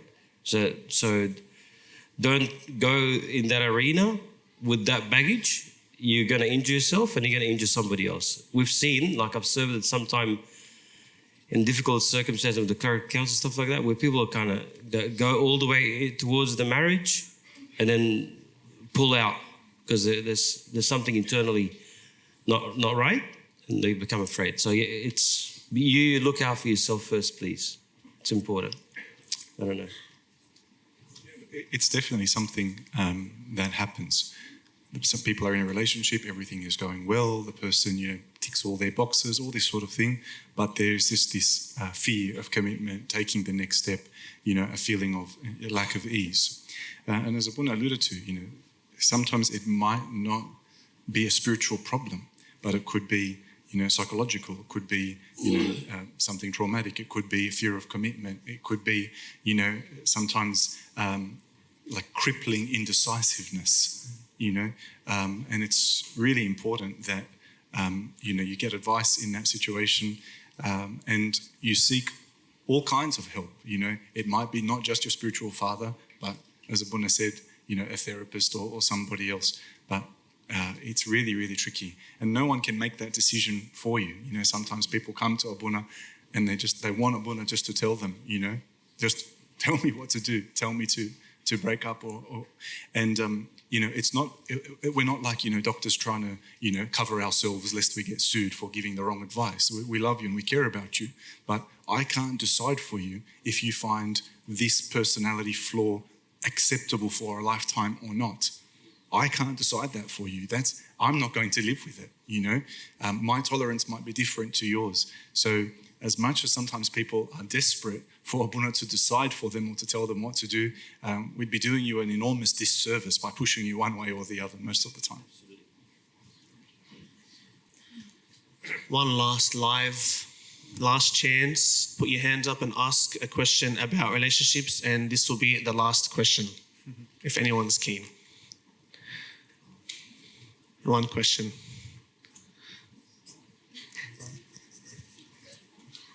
Okay, my question is, in today's day and age with like social media and people having a lot of access to people to compare to, does comparison of people and options and the grass is always greener, does that play a role? And how do you try to avoid that grass is always greener mindset when it comes to a partner? Like someone else might be a better option. Yeah, I think something that's really important is know that that's going to be a problem. You're not going to enter into a relationship with a person with the perspective is that they are so perfect. And anyone I compare to, no, she's so much better than everyone I compare to. Eventually, that's what you should be thinking. But comparison occurs. But be aware of comparison. Comparison is bad. And especially, as you said, through social media and things like dating apps that might, I don't have a problem with dating apps, but they also might commodify the other gender, right? Where I'm like, okay, nice eyes, but the problem is the person, I don't like what she said on her bio, and then I'm like, okay, if I can just combine and then it's like create your perfect partner. And then you always have, there'll always be someone better. You always have in the back of your mind, but I could have got this, but maybe I needed this. But that's not what it's about. Coming together with the person that you want to marry is two people making the decision to be selfless. And always understand that if you want to compare, there is always more to compare. Remove the idea in your head to compare. And remove the idea of your head that I have options. Make it more akin to, I'm going to work with God to find the right partner for me, okay? And I just need to know that she's godly and spiritual and ticks my boxes, and my boxes are not, unrealistic. And I pray about it, and it's a spiritual journey. And as long as we're two people trying to be selfless, it will work out, okay? Excessive choice is never good. So don't allow yourself to fall into the trap of thinking you have so much options and so many options and so much choice. Yeah. Another thing to think about is when I compare, a couple of things. One is that a lot of the time you look at your partner and say, they're just so perfect, except for this. I just wish they didn't have this. And that would just be so, I wonder if there is somebody else out there who is just like them but doesn't have this. That would be great. Unfortunately, that person might exist, right? That they don't have this, but they've got that.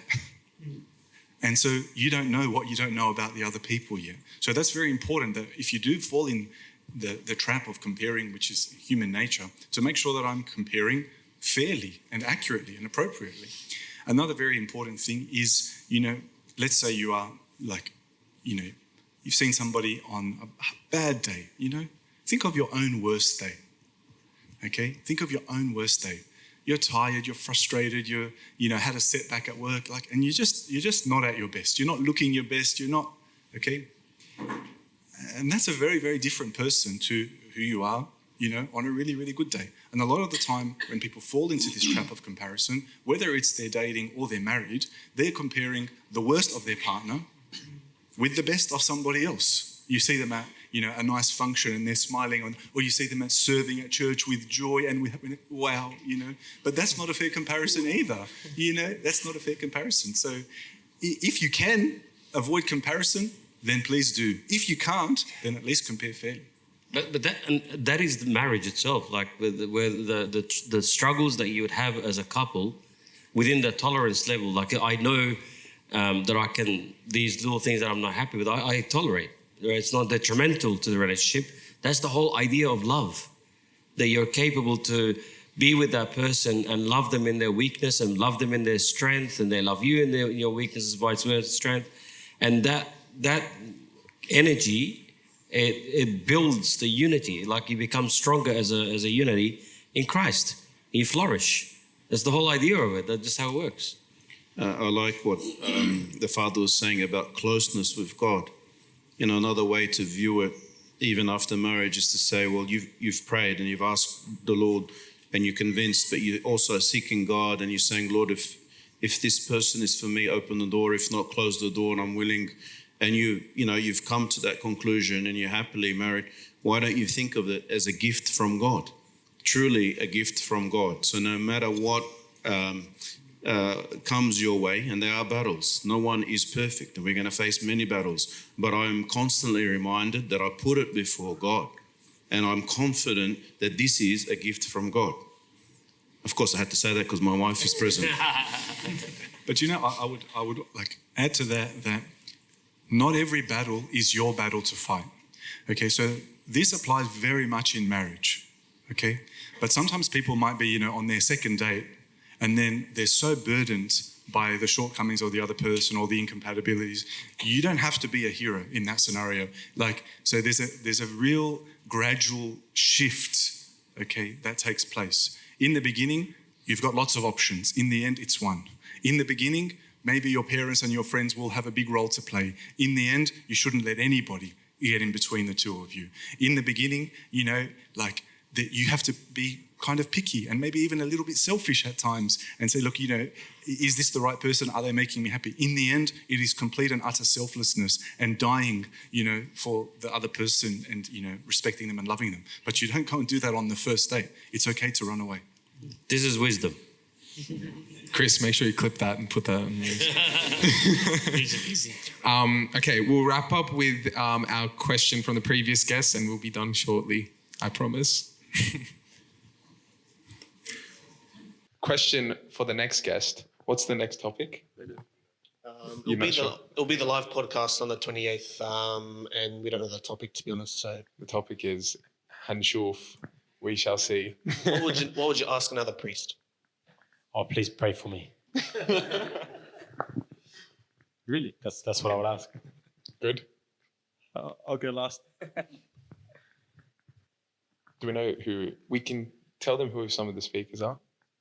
Maybe. Father Meena, I would, maybe. Father Elijah, maybe. Everyone's a maybe. we don't say that. Father Paul's got one.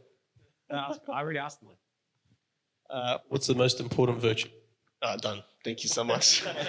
No, we need one from Father Luke, please. All right. Given that I'm the most junior priest in all of Sydney, what's the number one role or responsibility of a priest? Pretty much us. Yeah. Fire away. So please pray for Father Paul. And most important virtue, we can maybe quick fire it. and then role of the priest. Like Abuna, I'm the youngest here, so I'm all ears. I don't know if I could share the idea of the question. The last question was it Buna? Father Luke. Gosh, there's so many priests now. I've forgotten all of them. But, I think our role, and I'm confident of it, is that we are hopefully, with God's grace, planting the kingdom of God in every heart. Just making sure that that is occurring through the people interacting with, the people that we serve, for every person, just to allow the kingdom of heaven, kingdom of God, to flourish in each heart, one after the other. If we can achieve that with God's grace, it'll be an amazing gift. I'm very impacted, and this impacted me way more after I got ordained. I'm very impacted by Christ in the Gospel of John when he says, by this all will know that you are my disciples, that you love one another. And I've felt that a lot as a priest, that ultimately that's my role, so that kind of answers the virtue question. To love. Because I get that we all have shortcomings, all right? But as a priest, we can't waver in that one. I can't, there's no excuse. All right, as a priest, we're meant to represent Christ. And, by putting this on and having a massive crucifix around our neck, the thing that we're saying very loudly, very proudly, is that we're disciples of Christ. And what does he say the criteria is? That you love one another as I have loved you. So I think that's the most important thing. I agree, and St. Paul said it as well, that though I can move mountains and cast out demons, but have not love, it profits me nothing.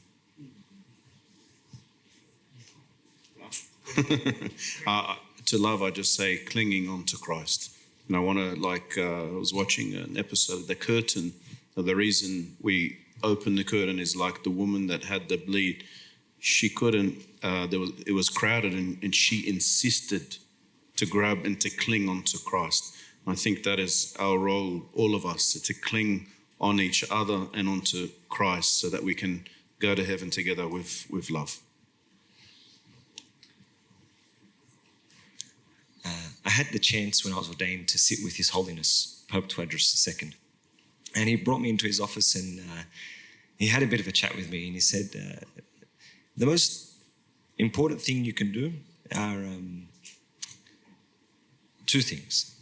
Always remember that love never fails. And when you're stuck in a situation, always choose the side of love. What is the most loving thing you can do in this situation? The second thing he told me is, as a priest, you are a father to everyone. Never forget that you are a father to the oldest person that comes into church, to the youngest person that comes into the church, to the richest, to the poorest, to the person that is sick and the person that is healthy, to the person that is the greatest sinner that everyone else has rejected. You are their father as well. It holds a lot of weight when it comes from the Pope, because that is the example that he lives by. And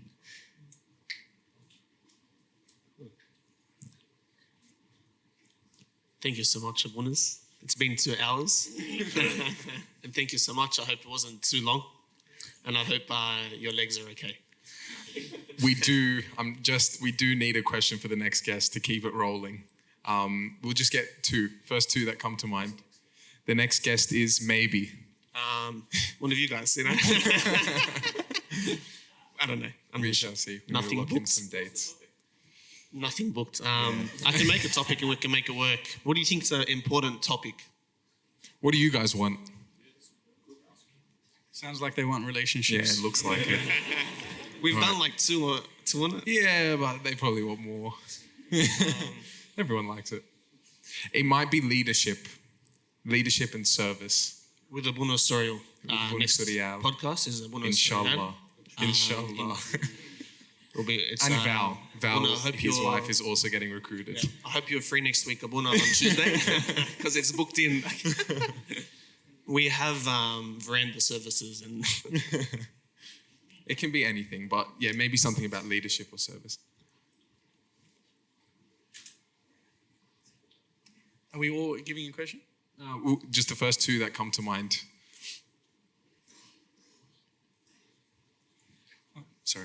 Go ahead. What's the hardest part of being a leader? I like that. Also, mic drop. Cool.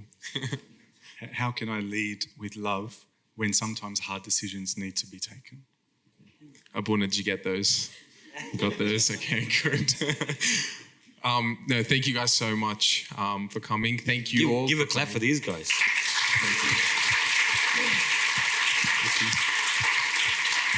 All right.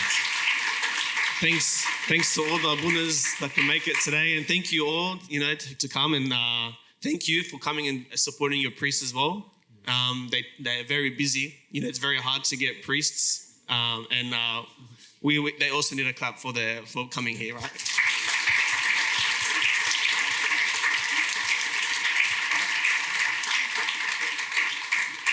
We'll just quickly end off with a short prayer. We are selling our merch outside.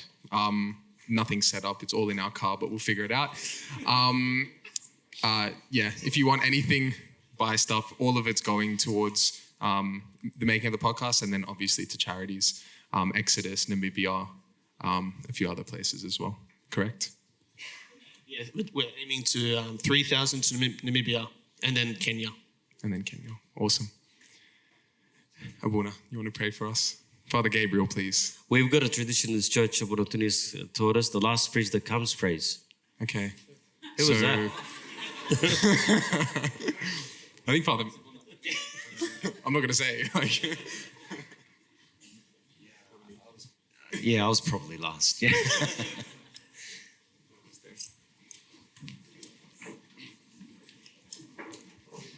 Absolve me, fathers. In the name of the Father, and the Son, and the Holy Spirit, one God, amen. We thank you, our beloved Lord, for a chance to encounter you and dwell with you now. I ask, Lord, that you bless this service, this podcast, and all the beautiful churches that have come here today. Bless each and every single person who is here before us now, sacrificing their Sunday evening to perhaps hear your words. I pray, Lord, that you touch their hearts and you reignite